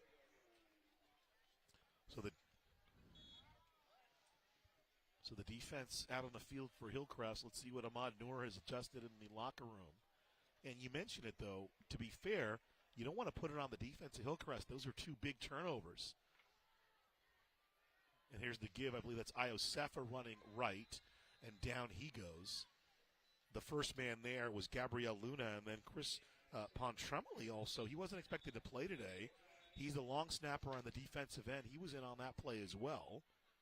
And the white hat coming over to Ken Backdorf, that's Matt Ariano, giving him an explanation about something. They threw a flag in there after the play was over. I believe it's going to be unsportsmanlike conduct against the Braves here. Let's see if we're correct. Penalties in the first half. 3 on Hillcrest for 20 yards. 4 on Novi for 37 yards. That's the first penalty of the second half. It's a big 15-yarder back to the 31-yard line. Yeah, a little talking after the play there.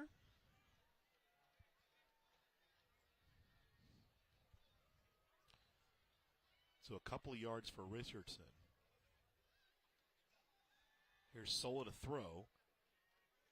Complete to the outside to Johnson over the 40 at about the 43-yard line. Making the tackle, Diego Rodriguez, the first man there. So up to the 43-yard line.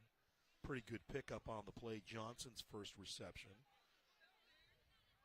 Actually, second reception. He had one for 28 earlier, and that one went for about 12.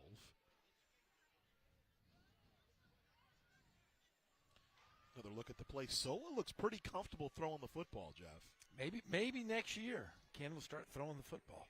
He's going to become. We're going to run the spread.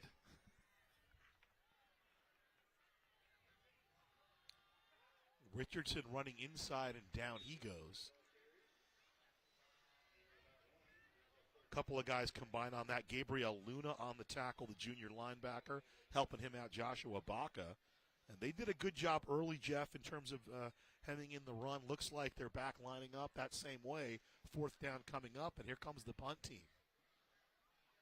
Yeah, Hillcrest, they start up like gangbusters against the Braves. They put, 10, 11 in the box. We're taking care of business. It looks like they've gone back to that. Martinez to kick it. Standing at about the 32 of Novi. And now he's going to fake it. Trying to get around the corner. And he will be stopped near midfield, very short of the first down. So Martinez gets up to about the 49. He needed to get into Hillcrest territory. That was Gabriel Luna again, the leading tackler, a 2-year starter on defense for Hillcrest and the Trojans, and the ball over on downs to Hillcrest. Yeah, that sideline not happy right now in Norte Vista. So second run for Martinez. He has 11 yards on 2 carries. And now Hillcrest will have the ball in Novi territory starting at the 49. It's a 22-20 lead. I wonder why they ran the fake at that point, Jeff. You're up 2 points early. You're already trying to catch them off guard a little bit maybe. I mean, it's the first time we've seen Novi fake a punt so far this season, covering, I think, 3 or 4 games. Here's Klein running outside over the 40. Tackled by Dominic Johnson. I checked that. That's Bailey. That's Jalen Bailey. Gets up down inside the 40 to about the 38. 11 more yards for him. He's got 69 yards on 10 carries. Well, Bailey and Klein have really attacked that left side of that Novi line. I don't think it's they're attacking. I think they're running behind 280-pound yes. Isaac Antle and 250-pound Elias Capote. So Abdurrahman split out to the near side. Stack formation on the far side.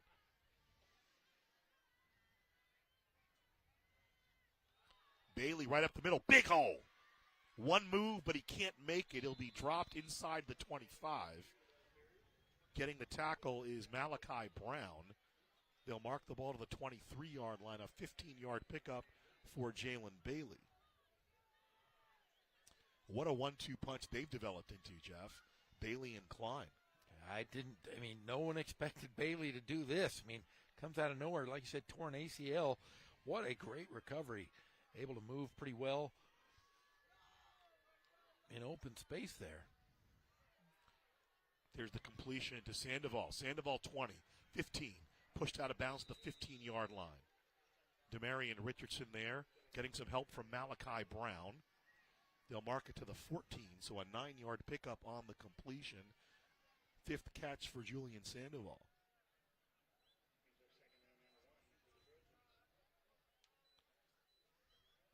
(11 of 16 through the air now is Jason Flores. Doing a nice job managing this game for Hillcrest. Did a nice job at the end of that first half getting his team into the end zone. He's got 2 touchdown passes. Bailey will have the first down to about the 12. And remember, this Hillcrest team can score in bunches. We've seen it earlier this year when they played Patriot. They put up 20 points or 21 points in 4 minutes. And that's one that.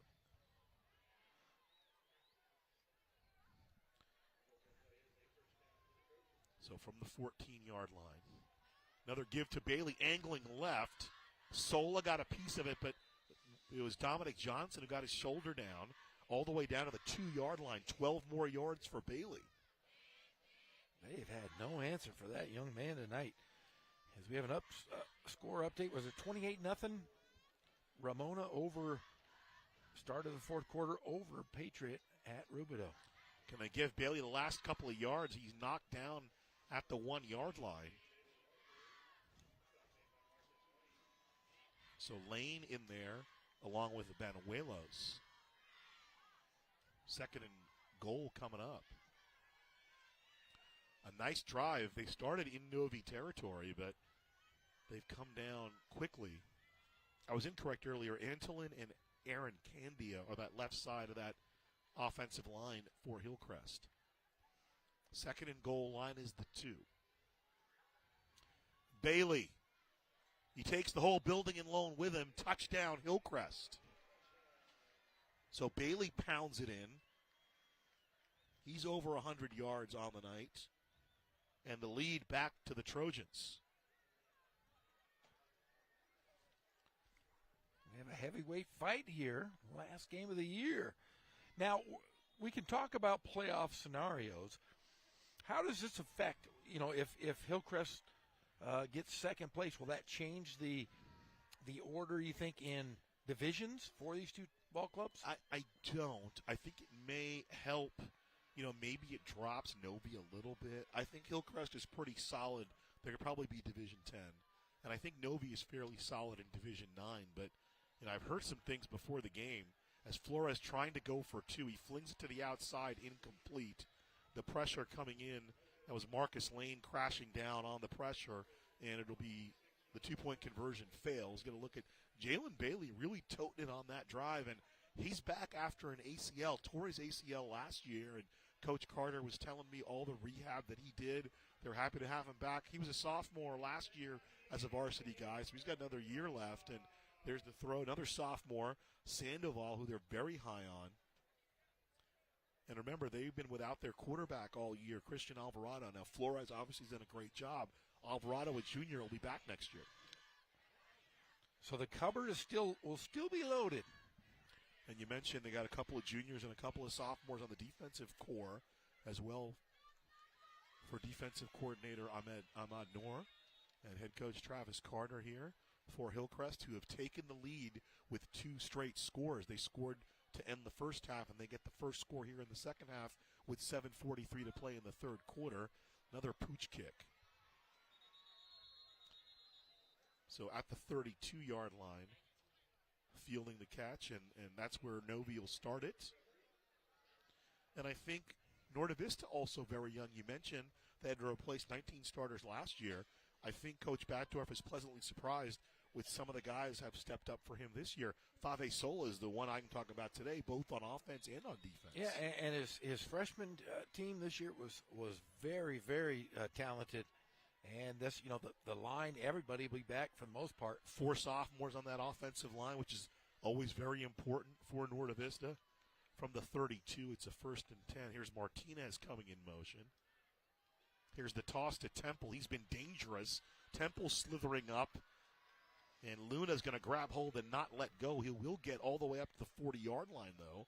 About a 7-yard pickup there for Temple, who now on 6 carries has 109 yards. Boy, Temple, I'll tell you, if he gets past that first group of guys, he is pretty darn tough to stop. And Luna making sure he's not going to get through him, but still a very good gain on first down. They gave him 8 yards to the 40.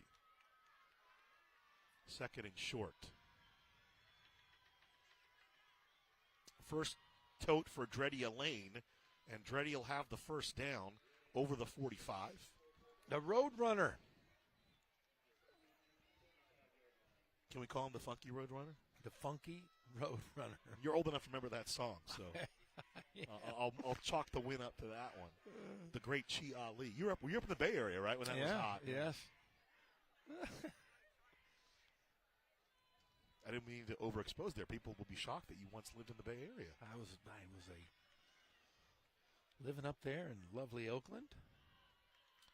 Richardson bounces it outside. Richardson to midfield. Coming up and filling there was Anthony Serrano, and Richardson will be stopped after a 5-yard gain. Yeah, Richardson dropping his shoulder down. I tell you, he might have been able to get a couple of extra yards here if he wasn't anticipating the hit here. Here comes Serrano. He's a 2-year starter. Ball hawk in the defensive secondary for Hillcrest has 6 interceptions in 2 years, but it's 2 interceptions by Norte Vista that have kind of tilted the level on this game. Here's Temple. He's had success running outside on that side. He'll have the first down and a little bit more. Can he get past the second level? He has gotten past the second level, dragging tacklers with him. And Temple showing the physical side of his game all the way down to the 13-yard line. 37-yard run for Brian Temple, his 3rd run over 35 yards. Temple is willing his team to trying to get a victory here. What a great game from that young man. I guess the short tackling doesn't matter if the runner can carry you for 10 yards. He carried 5 or 6 guys. 7 carries for Brian Temple now. I have him unofficially for 148 yards and 2 touchdowns. They marked him to the 12-yard line. Let's throw it down to Pep Fernandez. Hey, guys, we're all very excited about Selection Sunday when the CIF Southern Section playoff brackets come out. And before the game, Hillcrest head coach Travis Carter was talking about the playoffs and that tough non-league schedule that the Trojans had this season to get them ready for not only this game against Norte Vista, but also hopefully a deep playoff run. They played Orange Vista, Grand Terrace, and Tahquitz. And it looks like Grand Terrace and Orange Vista, based on the scores from tonight, are both going to win outright league championships. So that was a very tough non-league schedule, and it looks like it's paying off deep into the season for Hillcrest. Guys, back to you. Yeah, Poly at Orange Vista, at Grand Terrace, at Lakeside, and then home against Tockwitz to play 2 of those 3 teams on the road. Also a big choice by Coach Travis Carter. Yeah, and Tockwitz is part of that Division 9 area where they could end up playing Norte Vista come playoff time. Tockwitz. Much improved. 1st and 10 from the 13. There's a few local teams that could possibly land in that Division 9. Like 7, 8, 9, I think there'll be a heavy IE presence for sure. Actually, even into 6. Here's the toss to Richardson dancing inside, and he spins down to about the 5-yard line.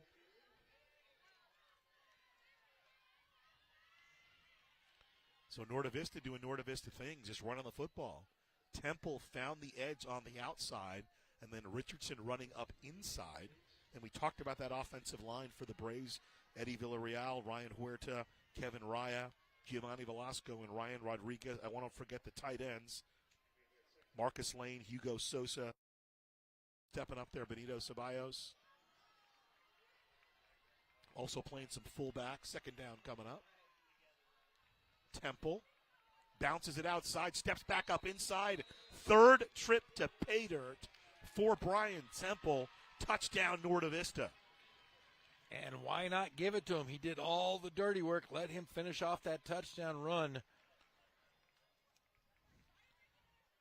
So Bailey scores with 7:43 left. Less than 3 minutes later, at 4:58, Temple takes it in his 3rd trip to the end zone on a 7-yard run, and he puts Novi back in the lead, 28-26. Let's see what they're going to do here. Will they go for 2 or they go for 1? And it looks like they're going for 2, Jeff.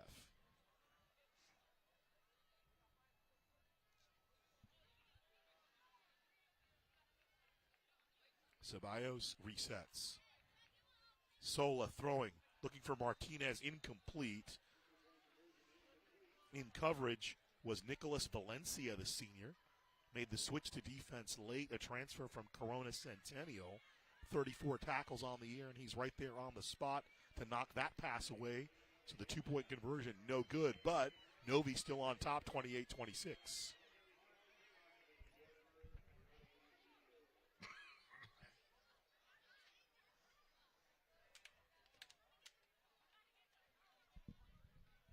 Temple with some tough running. Richardson also running inside, then kind of bouncing it outside on this drive. And then here's the run to the outside by Temple. He'll flip the field. It's been a tough equation all night for Hillcrest. The 2 interceptions in Temple have been the difference in this one. And here is trip number 3 to the end zone for Brian Temple.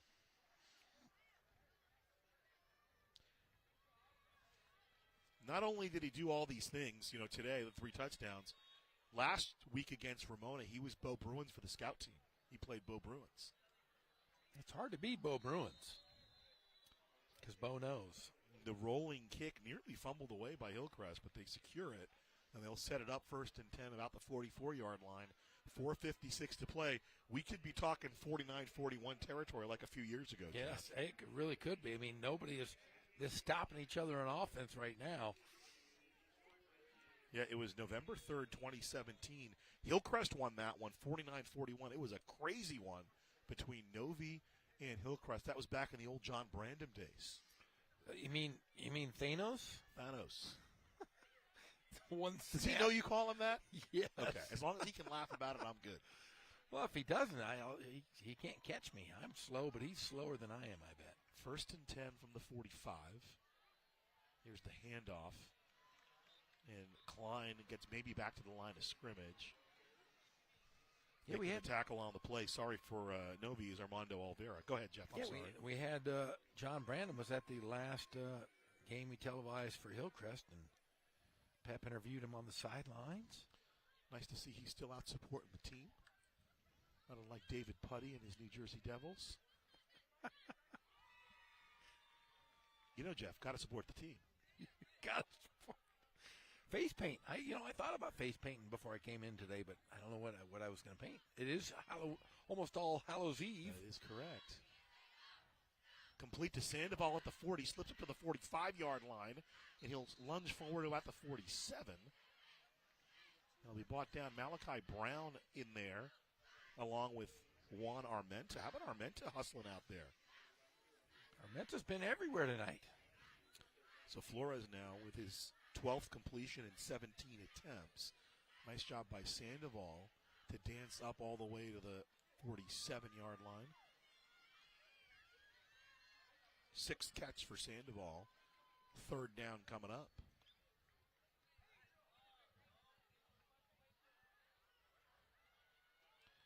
Third and 8, looking back as Klein resets.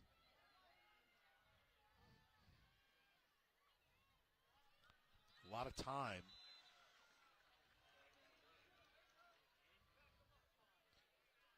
And a false start. They'll mark it back 5 yards. No, that's a tough call. It was already 3rd down there, and you go from 3rd and 8 to 3rd and 13. That's tough. So now Flores will need to throw the ball down the field. You think Novi now kind of pins their ears back. They've gotten a couple of picks already. 28-26, Novi back in the lead after a 56-yard drive fueled by Brian Temple, his 3rd touchdown of the evening. Flores had time, now he doesn't, and he goes down at the 31-yard line. Villarreal, who's normally an offensive lineman, rotates in, and a huge loss back to the 31, an 11-yard loss for Jason Flores. Yeah, Flores just goes down. He might have tripped on one of those. Kind of lost his balance there and couldn't reset himself. And the punt team coming on. So a big sequence coming up for the Hillcrest defense. And does the Novi offense just feed number 7, who seems like he has the hot hand? Give it to him all night long, as Lionel Richie would say. Very good. I like that. Dancing on the ceiling, if you will. It's just a feeling. Jeremiah Martinez with the punt. Kicks it. Nobody back for Novi. It'll bounce at about the 40-yard line and take a Hillcrest roll to the 36-yard line. So a 32-yard kick, no return. And Norte Vista tees it up 1st and 10 from the 36-yard line with a 2-point lead. Where do you think they go? Do you think they go to Temple? I think they go for a quick throw. Martinez on 1st down, but on 2nd down, they're going to take the end around the Temple. They'll throw to the near side, and they'll move Temple to the outside. All right, let's see if we're correct here. You're the one who shares an office with Ken Batdorf. I'm just guessing. Or used to share. I guess you guys don't share an office. Oh, he's going to throw. Maybe not. Here's the toss to Temple. And Temple runs right into Gabe Luna, who'll bring him down at the 40-yard line after a 4-yard pickup. Temple hasn't had great success running to that right side. Everything has been to the left. Left side, obviously, is the senior Eddie Villarreal and Ryan Huerta, the sophomore guard. 4 sophomores along the front line, the big boys for Ken Batdorf. His team right now on top, 28-26. 2nd and 5 coming up. 90 ticks left here in the 3rd quarter. Ghazal Hassan with you, Jeff Gorham on the sideline, the great Pep Fernandez.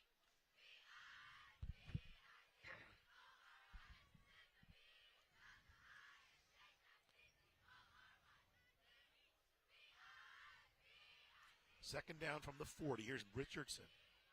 Slips through the right side. He'll have the first down up to the 48-yard line. And down he goes. Anthony Serrano was the first man there to stand him up. So another first down and a little 1-2 punch now for Novi. Alternating Richardson and Temple, much in the same way that Travis Carter's employing Matt Klein and Jalen Bailey.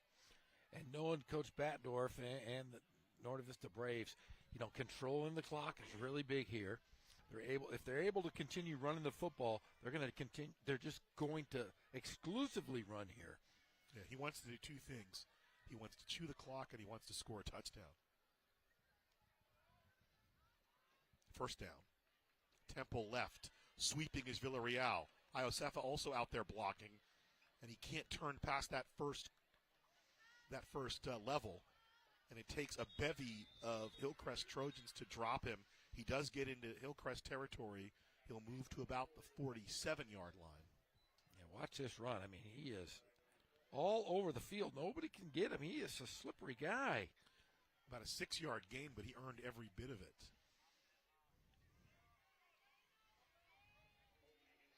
Oh, that's a tough call there. So a hold against Novi. Second foul here in the second half. The 6th foul on the game. We'll toss it down to our intrepid reporter on the sideline, the great Pep Fernandez, once this quarter ends. Because he'll have some relative information. You back it off 10 yards, and it brings up a first down and 20 for Norte Vista. Martinez and Johnson split out to the near side. And Sola to throw, looking for Martinez, and he reels it in. He does reel it in at the 49-yard line. Big pop there by Levi Murgy, but Martinez holds on for a 9-yard reception. So Martinez's second catch, and that's the end of the third quarter. 28-26, Norte Vista with the lead. It'll be second down from the 49. When we come back, we'll throw it down on the sideline to Pep Fernandez. Hey, what's up, guys? It is the final week of the regular season. So many meaningful games, including we're keeping a close eye on JW North playing Heritage. Huskies up big right now, 36-7, so it looks like JW North will win in Ivy League play tonight. Now, the other game, if you're a North fan, you want to keep an eye on, is Elsinore and Temescal Canyon. Right now, if the score is correct, and we believe so, it's 3-3 in the fourth quarter. Now, if you're a North fan, you want Elsinore to beat Temescal Canyon, because that means JW North would finish in third place in the Ivy League. Guys, that's a playoff spot. If Temescal Canyon wins and beats Elsinore, Temescal Canyon has the head-to-head advantage on North, because we had that game on Riverside TV just a couple weeks ago as Temescal Canyon was able to edge JW North. So I know it's a lot to process. We're trying to connect the dots, but North is up big. That's the good news. The other game is Elsinore and Temescal Canyon. If you're a North fan, you want Elsinore to win. Guys, back to you. Second down from midfield. And there's a number of movement, and there's multiple flags fly in. As there's movement, they'll back off Novi another 5 yards. Their third penalty here in the second half. Another wrinkle to that, obviously, Orange Vista and Rancho Verde playing tonight for, in essence, the Ivy League title. Had a great chat before the game with Ahmad Noor, the defensive coordinator for Hillcrest. He, for many years, was on the Rancho staff, and he obviously knows both Zomal brothers really, really well. And he was just talking about the chess game between both the Greg and Eric Zomal. Yeah, those two guys, the brothers playing against each other for a league championship. Their mom goes to all the games. I wonder which side of the field she was on. Maybe went half on one side and half the other. Second down from the 45. Ceballos resets. Here's the toss to Richardson, hurdling over and leans forward to midfield, about 5 yards on the play for Demarion Richardson. Third down coming up. Is there anybody better than Pep Fernandez on the sideline? He's like a magician. He should have a hat, and he's pulling rabbits out of the hat all The short game. answer to that is no. Nobody better than Pep. I mean, Nobody. It's a privilege to work with him, and people don't understand how much he hustles. Because he's down here and he's running. He gets his cardio in. He's got his little Fitbit on. He's running between both sidelines, just digging up information. Third down coming up. He's a little guy, so when he gets 10,000 steps, it's like 20. Temple running left. They're waiting for him. He tries to cut back up inside. Serrano, the first man to him, and then the reinforcements show up. Bustamante was there as well. They'll stop him right at midfield, fourth down. So Ahmad Noor's defense, the assignment is simple. Stop number 7. Serrano gets him in the bear hug up high. And they tell you, a guy like Temple, you don't want to tackle him high. No! You should grab him by his ankles and bite it. Isn't that what Dan Campbell from the kneecaps. Kneecaps. The head coach of Detroit Lions. He was on Hard Knocks this year. I enjoyed watching that. He was fun to watch. He was my new favorite TV star. Here's the punt coming from Benito Ceballos. It's going to take a Hillcrest bounce, so a 50-yard kick for Ceballos, and the touchback will come out for Hillcrest. And the Braves in the lead. We're into the fourth quarter here, 10:23 to play. All kinds of ramifications for all the teams now. I think both these teams are in the playoffs. One will get second, one will get third. But obviously, Novi, if you're Novi, you've never finished beneath second place in the River Valley, so you don't want that to happen. If you're Hillcrest, you've kind of been the team in the league that's had Novi's number. They have, and I'll tell you what, if you are Ken Batdorf, I still think Ken's he's going to be mad at me if I said that. No, I still think he's proved everybody wrong. He didn't think they were going to be this good either, but they have done a phenomenal job this season with replacing all these new guys. Here's the end around to Williams on first down. He'll have a first down and more. Trey Williams out over the 35 up to the 39-yard line. So a 19-yard pickup for Trey Williams. And I had an interesting conversation with Travis Carter about Trey Williams, who's had a very good year. But his senior year, Travis Carter said, hey, man, we thought this guy was going to be Mr. Everything. We thought he was going to be the guy to really take the top off for us on offense. And there's a hold on the play, so it's all going to come back. It hasn't materialized like they would have liked it to in terms of his numbers on the year. Williams, 38 catches, 424 yards, averaging 11 yards a catch, and he's got 3 touchdowns. But, part of that is you practice all spring with one quarterback. Yes. And then now you don't have a rhythm, and Jason Flores has done a great job. But that rhythm is something you kind of got to learn over time, and I think they were ready to go, and it didn't quite happen for them. But obviously he's been effective for them as first down as we move the ball back. Play action for Flores. Looking down the field, and it's complete to the marker. And that's the senior making the catch, Yunus Abdurrahman. And he's the kid who Coach Carter said, hey, this guy's a team guy. He's selfless. He does the dirty work, and he picks up doesn't pick up the first down. He gets back to the original line of scrimmage of that reception. So his first catch on the night for 10 yards from Flores. And it sounds like the Ramona game is over as they've taken care of business and went undefeated in the River Valley League, beating Patriot. Sandoval dancing at the 30, breaks one tackle up over the 40-yard line to the 45 and pushed out of bounds. They're going to mark him out at the 46-yard line, so a 14-yard pickup on the play. And a flag on the play. Let's see if they're going to call a hold. Let's see. They're going from the spot of the foul here. It's going to go against. Yeah, he would have had the first down, but no longer. They're going to move it back. So a couple of holds now. Last 2 penalties assessed on Hillcrest. They now have 6 penalties on the night, 45 yards in penalty yardage. And not the time to get those kind of penalties. You're in a close game here. I'm just shocked that the Ramona game is already over. It's not even 9 o'clock. Those guys. Well, Patriot, all they do is run the ball. And that's true. Congratulations to Ken Batdorf and the Ramona Rams. Mashinsky, you mean? Sorry, Ken Mashinsky, I'm sorry. I'm so used to Ken winning the River Valley League. Almost like a bad habit. They're all named Ken.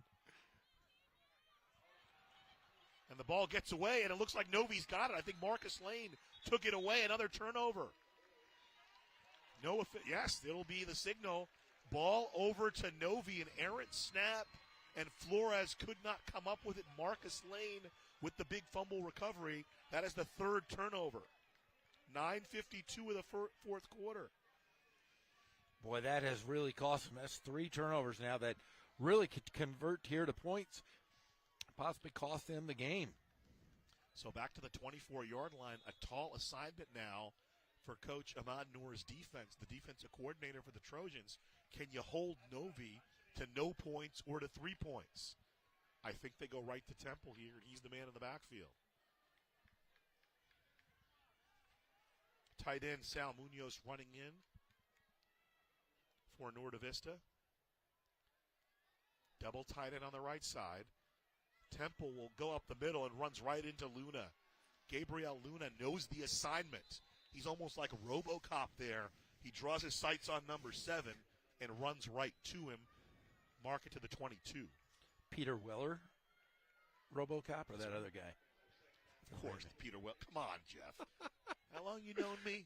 I don't even watch the remakes. I was flipping through the TV the other night. I was sick. I wasn't feeling well. And the new, the new Bad News Bears came on. And I like Billy Bob Thornton. I like Marcia Gay Harden, but you know what? I'm not watching that. No. 2nd and 8. Line is the 22. This is Richardson. And down goes Richardson. Jumping in and making the play, Joshua Baca. Baca, the senior. He really emerged for Hillcrest, according to Coach Travis Carter, that shortened season, the spring of 2021. Because Hillcrest was kind of short on players. They said, all right, let's give this kid a chance. And he asserted himself very well. In the spring season. That was a weird time. It's weird. Like spring season, some people don't count it. It's like if you look on Max Preps, for some teams, it almost doesn't exist. Yes. Right? It's like that unfortunate young prostitute in Godfather 2. 3rd and 7 from the 21.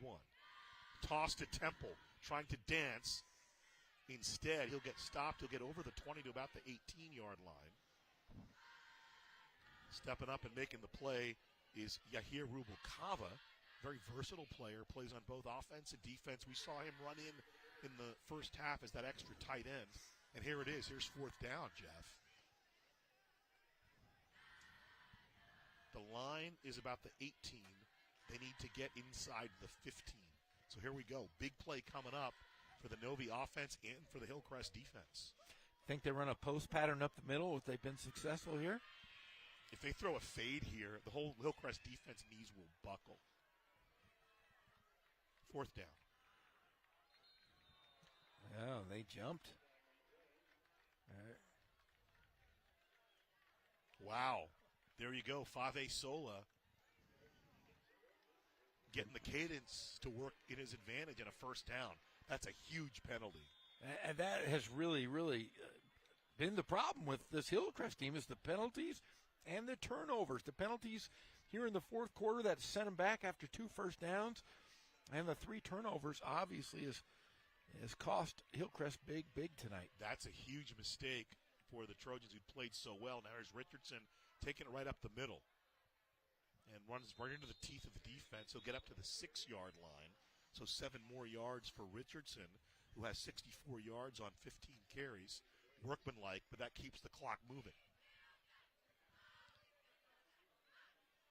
That was a huge penalty on Hillcrest, Jeff, because that really kind of changed the tenor of it. And there's a penalty now on Novi, and they're going to call this back. Wow. That's a huge penalty as well. Neither team wants to put it away. So the ball moves back to the 18-yard line of Hillcrest, and Novi now 2nd down. Actually, instead, it's still 1st down because of the penalty. Here's the reverse. Temple dancing. Bustamante, the first man there, and then dropping him in his tracks is Gabriel Luna. This is becoming like Les Miserables. It's Valjean and Javert. Hopefully they don't burst into song, Jeff. Meaning Brian Temple and Gabriel Luna, the linebacker for Hillcrest. It better not. I don't think Batdorf would be too happy if they broke out in the song. Well, unless they did confrontation. That might be pretty cool.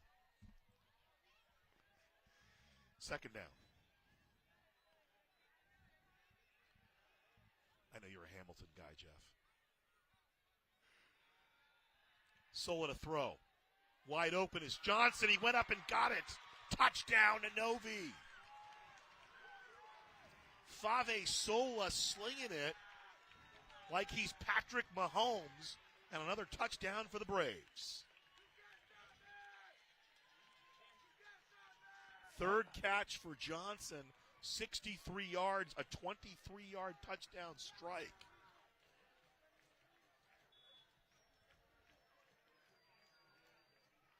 .6:01 to play.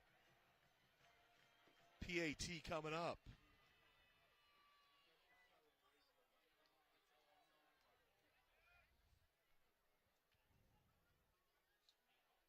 Martinez on to try the PAT. Flag comes in. He'll kick the PAT, but they'll wave it off and redo it. I believe a Hillcrest player moved. I'll tell you what, this game, Jeff, has been fairly even, but the balance tilted by mistakes. 3 turnovers by Hillcrest, and then a huge 5-yard penalty. They stopped Novi on 3rd down as a 4th down play, and Fave Sola got Hillcrest to jump. That was huge, and it's just been mental mistakes that has cost Hillcrest. And I'll tell you what, Novi's done what they're supposed to do. They've taken care of the football all night long, have not turned it over. So they'll go for 2 here. Try to make it a 2-score game, and Richardson hurdles over, and he is in for the 2-point conversion. Now, I don't know if that was a flag on the play or just fell out of the official's pocket. I guess not. 2-point conversion, good. 10-point lead for Novi. So Richardson runs for his second 2-point conversion and a 2-score game. And if you're Hillcrest, all you can do at this point is look in the mirror. It was 3 turnovers and 1 big penalty for the Trojans. Otherwise, it's a really different been right ball in game. This one, yeah.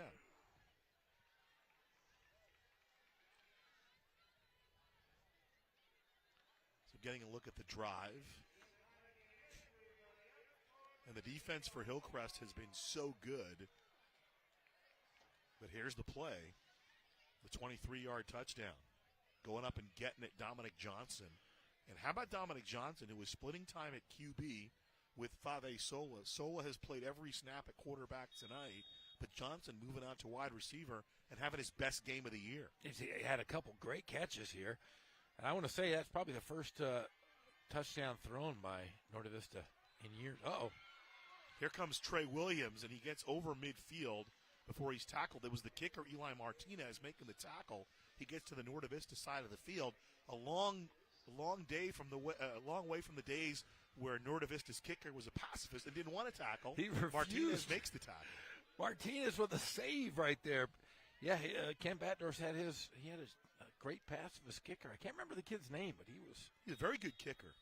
But he refused to tackle. He remember he asked Coach Batdorf if he had to wear a helmet. He wanted to just kick the ball and run off the field, yes, right? He did. No, and Ken said, no, son. You got to stay on the field. You're one of 11. Those are the heartwarming stories, though, because Ken didn't get mad or upset. He said, no. You gotta play. 1st and 10. Flores going to use the legs here inside the 40, and down at about the 39-yard line runs into Benito Ceballos. Yeah, I remember that kid. He would sit in the quad and play like Dungeons and Dragons. Like, really nice kid from what you told me. Great kid. But he was sitting, he was drawing dragons and stuff at lunchtime. Like, hey, you play football, don't you? He was the kicker. From the 38. Little comeback route. Trey Williams up inside to the 25-yard line. 13 more yards for him. Nice little throw and catch. Williams, his 3rd catch. Call it 1st and 10 from the 25. Hillcrest driving. They trail by 10.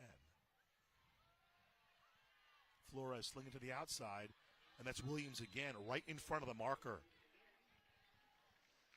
Well, this hurry-up offense is doing them justice here. Might be not enough time, but, hey, they scored 21 in 4 minutes versus Patriot. Only down...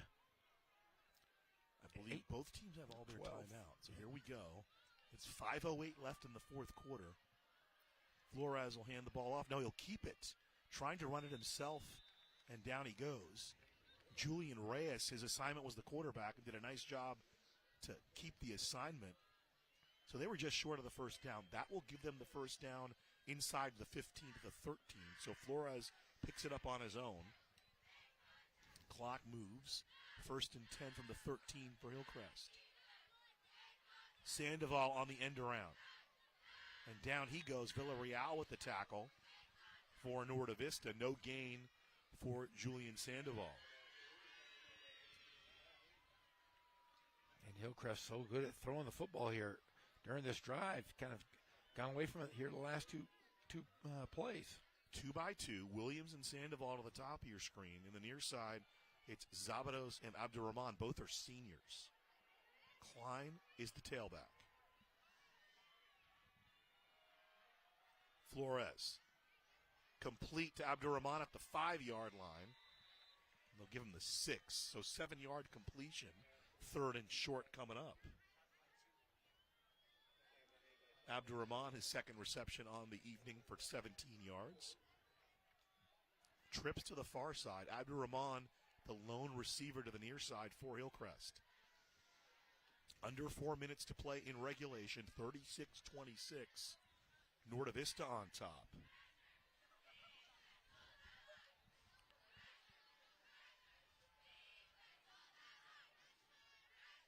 Flores off to Klein and a whistle. Oh, that's a tough penalty here. That's going to go against Hillcrest. Matt Ariano will explain it to us. It'll false start. 8th penalty on Hillcrest for 60 yards on the night. So ball moves back to the 11-yard line. A first down is inside the 3. 3rd down.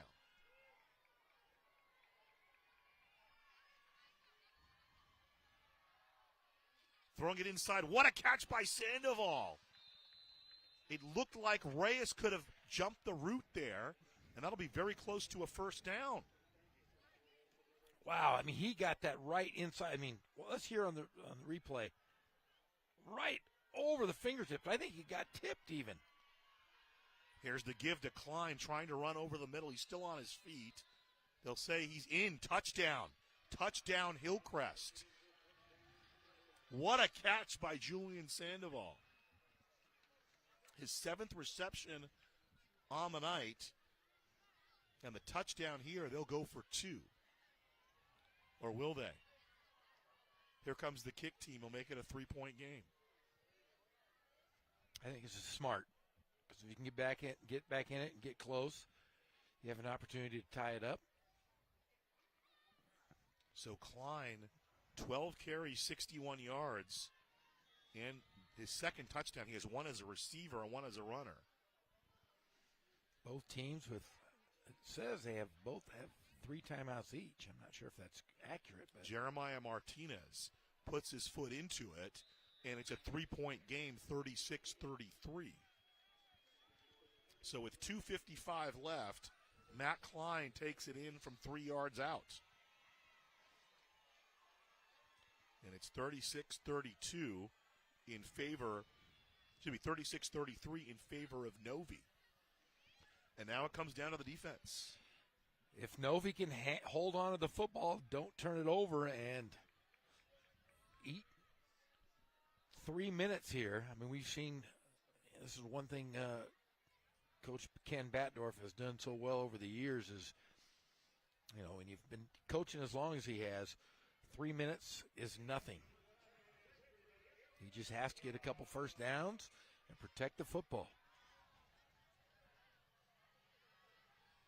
244 yards on the ground for Novi coming into the evening. Hillcrest allowed 201 yards per game, so Hillcrest has already surpassed that. And I wouldn't be shocked to see an onside here. They've tried it before. They're loading up that far side as Martinez adjusting the football. Let's see what he'll do. If he'll try to do the big bounce. They'll go for the bounce. There it is. And Hillcrest got it. Oh, my. Hillcrest recovers the onside kick. Wow. One of those games, Jeff. We've had everything here. We've had fumbles. We've had penalties on 4th down. And now a big play on special teams. As Hillcrest, let's look at it again. Let's see who actually got it. Iosefa goes up. And who leapt up and grabbed it is the question. Might have been Trey Williams. Hands team. Bustamante is there with him. Wow, what a great catch. So here we go. 2:51 to play. Hillcrest football from the 47 of Novi.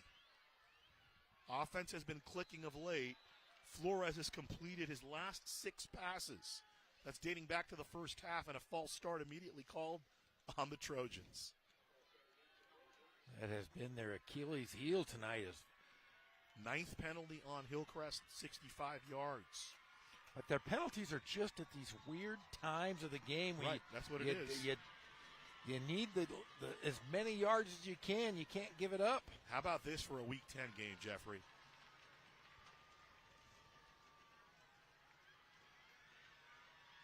Flores. Zabados deflected. Bearing in was Reyes. Reyes thought he had it. It was in his sight line. 2nd and 15. Yeah, it looked like he lost this off his fingers. Watch this throw. Look, it comes off a little funny. Looking for Zabados, and there's Reyes laying in wait right there. So Abdurrahman and Zabados to the near side. Sandoval, Trey Williams to the far side. From the 48 of Hillcrest, 2nd and 15 for the Trojans. They trail by 3 here in the fourth quarter, 2:48 to go. Low snap. Here's the give right up the middle. And close to a first down. That's Jalen Bailey. Bailey with about 13 yards on the run. He's over 100 yards. He's got 16 carries, 114 yards unofficially, and a couple of touchdowns. I think you go to Klein and Bailey, get close enough.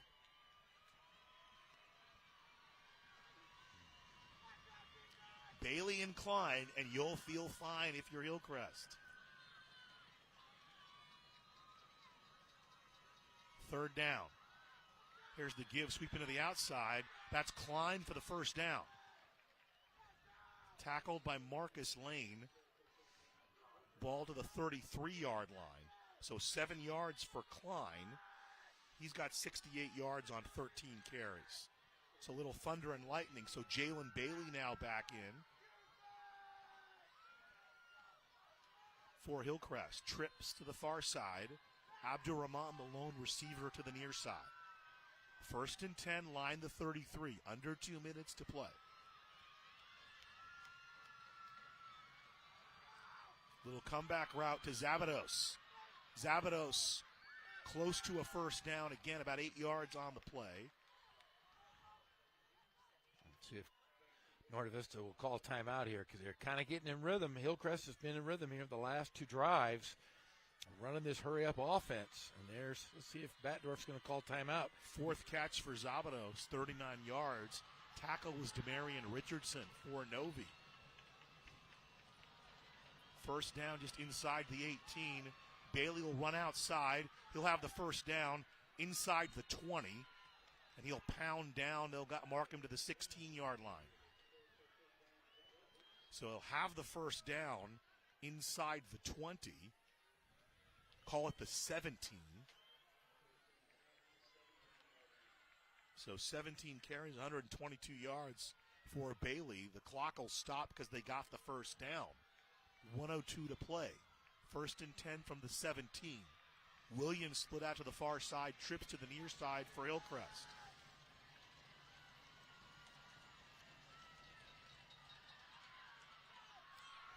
Bailey dives down inside the 10.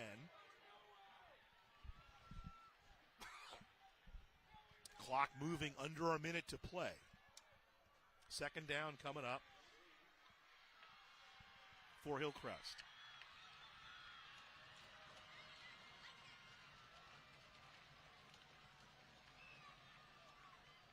Throwing to the outside. Abdul-Rahman one-on-one coverage, and here comes the flag. Malachi Brown grabbed the jersey. I don't think that gave him any kind of an advantage, but you can't do that right in front of the official. You cannot. Exactly. Might not have made that much of a difference, but let's see here. I don't think it gave him any advantage whatsoever. I think it's like the ball was already thrown. He grabbed it right there, but it's going to be a penalty. Half the distance. Wow. So a big penalty on the defensive side helped Norte Vista some moments ago. And now the ball moves inside the 10 to the 5-yard line. 1st and goal for Hillcrest. Flag comes in. Bailey, the lone tailback. Let's see what Matt Ariano has to say. False start. Oh, and that has been the problem. Cannot have penalties. Despite it all, would be a huge win if Hillcrest can punch this thing in. Obviously, if you're Larry Rawson, if you're Ken Batdorf, you're hoping they can turn them away. Timeout. So Ken Batdorf's going to call timeout. The defense will talk it over. The ball will move back to the 10-yard line with 31 7/10 of a second to go. Little reminiscent of Patriot and Hillcrest. How about that? Hillcrest talking about that game, talking with Travis Carter about the Hillcrest game. He said from an emotional standpoint, he'd never been part of a game like that. As a player, as an assistant, as a head coach, it was wild. They rallied back from 3 scores down. Remember, our game was over. We were driving home, and I was calling you, telling you to turn it on in your car. What a finish we have here. Second place at stake in the River Valley League. Both of these teams likely going to the playoffs, but you know you want that number 2 spot. And we've talked about it all year, Jeff. The River Valley this year has been about as good as we've seen it since we started covering it.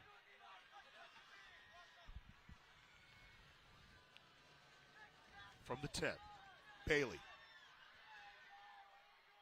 leans inside the 5, and we'll get a timeout from Hillcrest.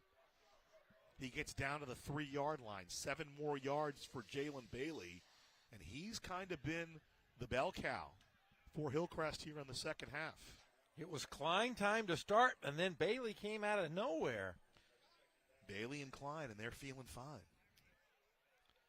So a timeout call with 25 and a half seconds left. And from the 3-yard line, can the Braves of Novi put up a stand here and stop them?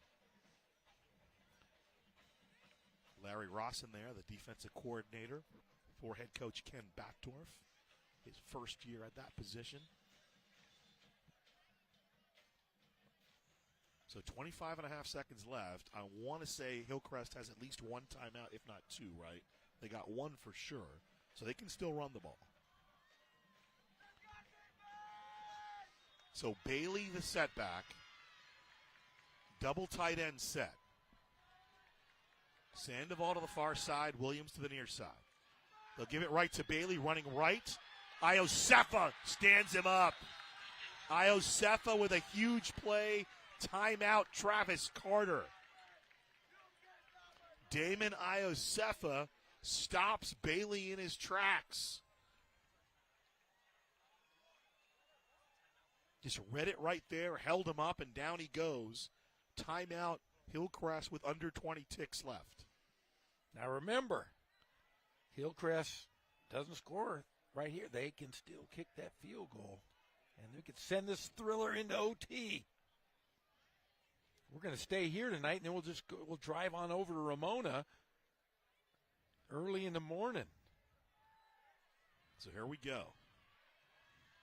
2 cracks at it if they want it, but as Jeff said, I agree. If they can't break through here, I'm guessing they'll just tie it with the field goal.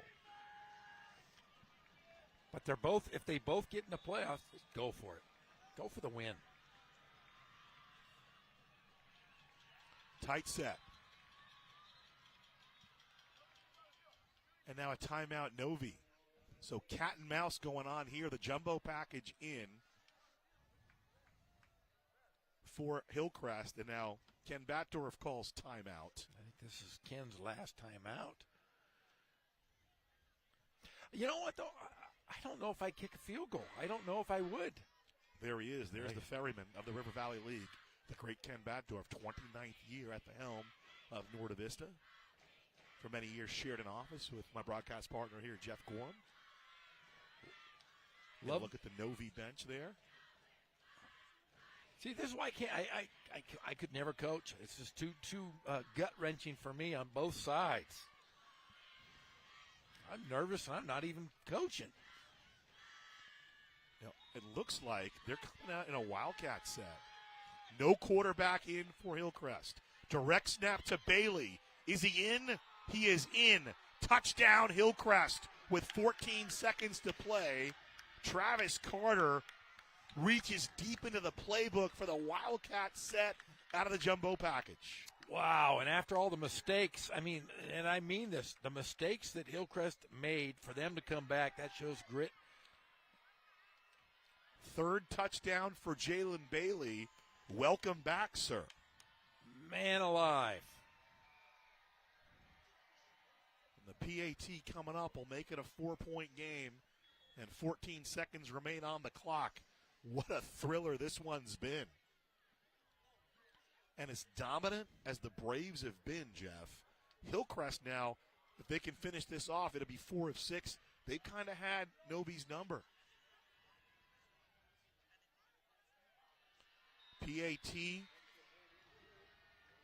off the foot of Jeremiah Martinez is good. And it's 40-36 in favor of the Trojans. Man. Novi, I mean, played great football. Didn't turn the ball over. Didn't make penalties. Hillcrest took care, 14 unanswered points at the very beginning of that ball, beginning of the ball game. They kind of owned the run game, made mistakes, and look at it, they're on the cusp of winning here at Novi. Isaac Antolin, Elias Capote, Christian Benitez, Aaron Candia, Jacob Hernandez, the big boys up front for Hillcrest have done a great job tonight. I want to credit their offensive line coaches, Kevin Shelton and Reed Baird. Kevin Shelton came over from Rancho Verde. Reed Baird was with Coach McCarthy over at Arlington when Travis Carter was over there. And they've kind of combined to really tutor that offensive line for Hillcrest. They did a fantastic job tonight against a tough assignment of Novi. Man, and the running game, I mean, Temple gave it everything he could. I mean, it's interesting. They kind of out-Novi because Norte Vista was the team with the big plays. 51, 41, 37, and they kind of chipped away, 3 yards in a cloud of dust.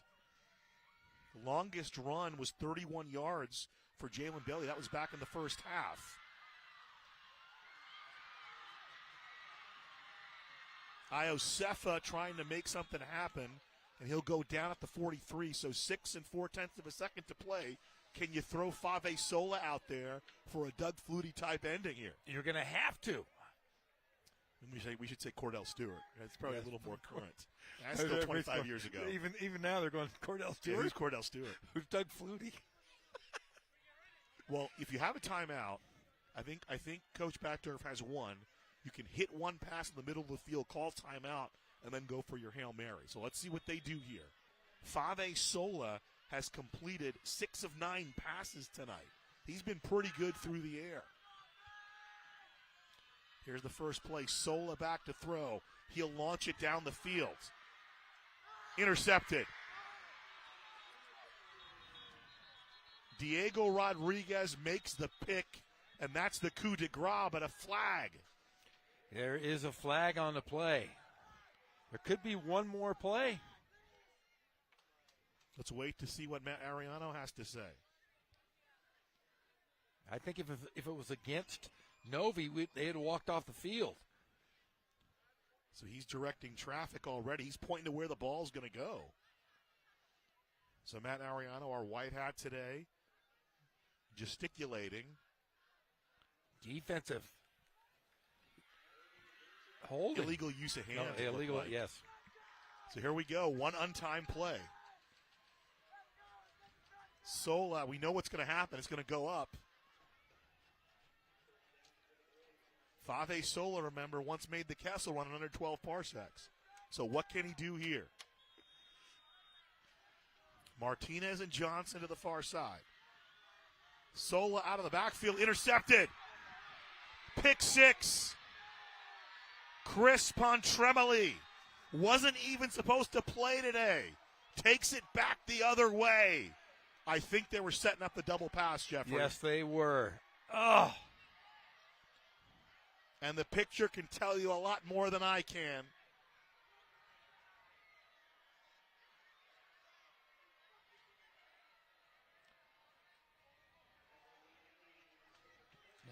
46-36. They should have to come out and kick the PAT, but I guess they'll elect not to, and the handshakes at midfield.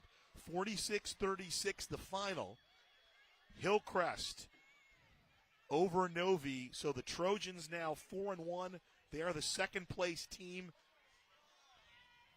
in the River Valley League. Novi, for the first time in their history of the River Valley League, won't finish first or second. They'll be 3-2 and finish third.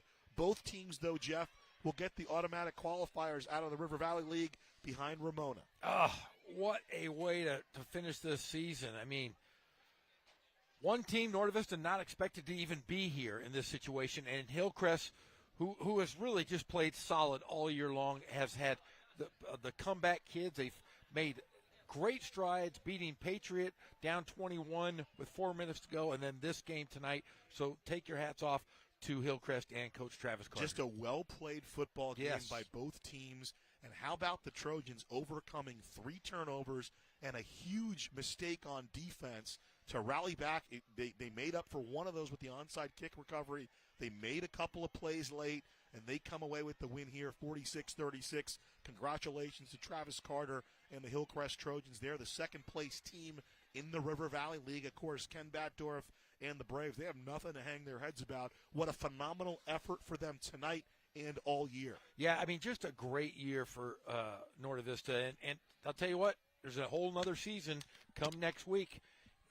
We've seen it before. Arlington had a great one. Now let's see if one of these two teams can have a miracle run. Last year's third-place team out of the River Valley League won a CIF title. We'll throw it down to Pep Fernandez standing by with Travis Carter. Hey, what's up, guys? Yeah, head coach Travis Carter from Hillcrest, and what a way to go into the postseason, Coach.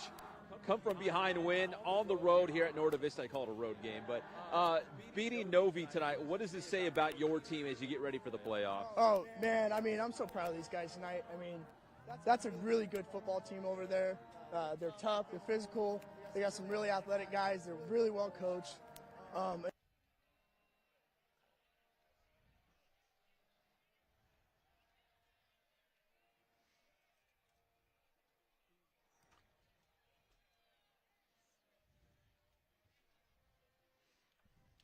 Well, it seems like we lost the connection with Pep Fernandez. Hopefully we get that back for you. But for now, 46-36, some good numbers thrown. Brian Flores completed his last 7 passes of the game. And how about that? The senior coming up big for his team when they needed it. And, of course, the great Jalen Bailey, unofficially have him 18 carries, 127 yards, and 3 touchdowns. Took that last one in to get the game winner for Hillcrest. Yeah, I mean, just a phenomenal game. After making, several mental mistakes, they showed their true, gut and gumption. And I'll tell you what, Hillcrest looking pretty good going into the playoffs. I mean, a great lesson when you head to the playoffs, Jeff. It's 48 minutes of football. You got to play all 48 minutes, and it came down to the last, 4.5 seconds today for Hillcrest to get the win, 46-36. They got a little bit of window dressing on the pick 6 from Pontremoli at the end, but Hillcrest with the win over Norte Vista, 46-36, the final for Jeff Gorham, for Pep Fernandez down on the sideline, and our entire award-winning Riverside TV crew. My name's Ghazal Hassan. We'll talk to you tomorrow from Ramona High School for the RCC game, but for now, the final, Week 10 out of the River Valley League, Hillcrest. They're the second-place team, 46. Norte Vista will be the third AQ out of the River Valley, 36. Until tomorrow, so long, everybody.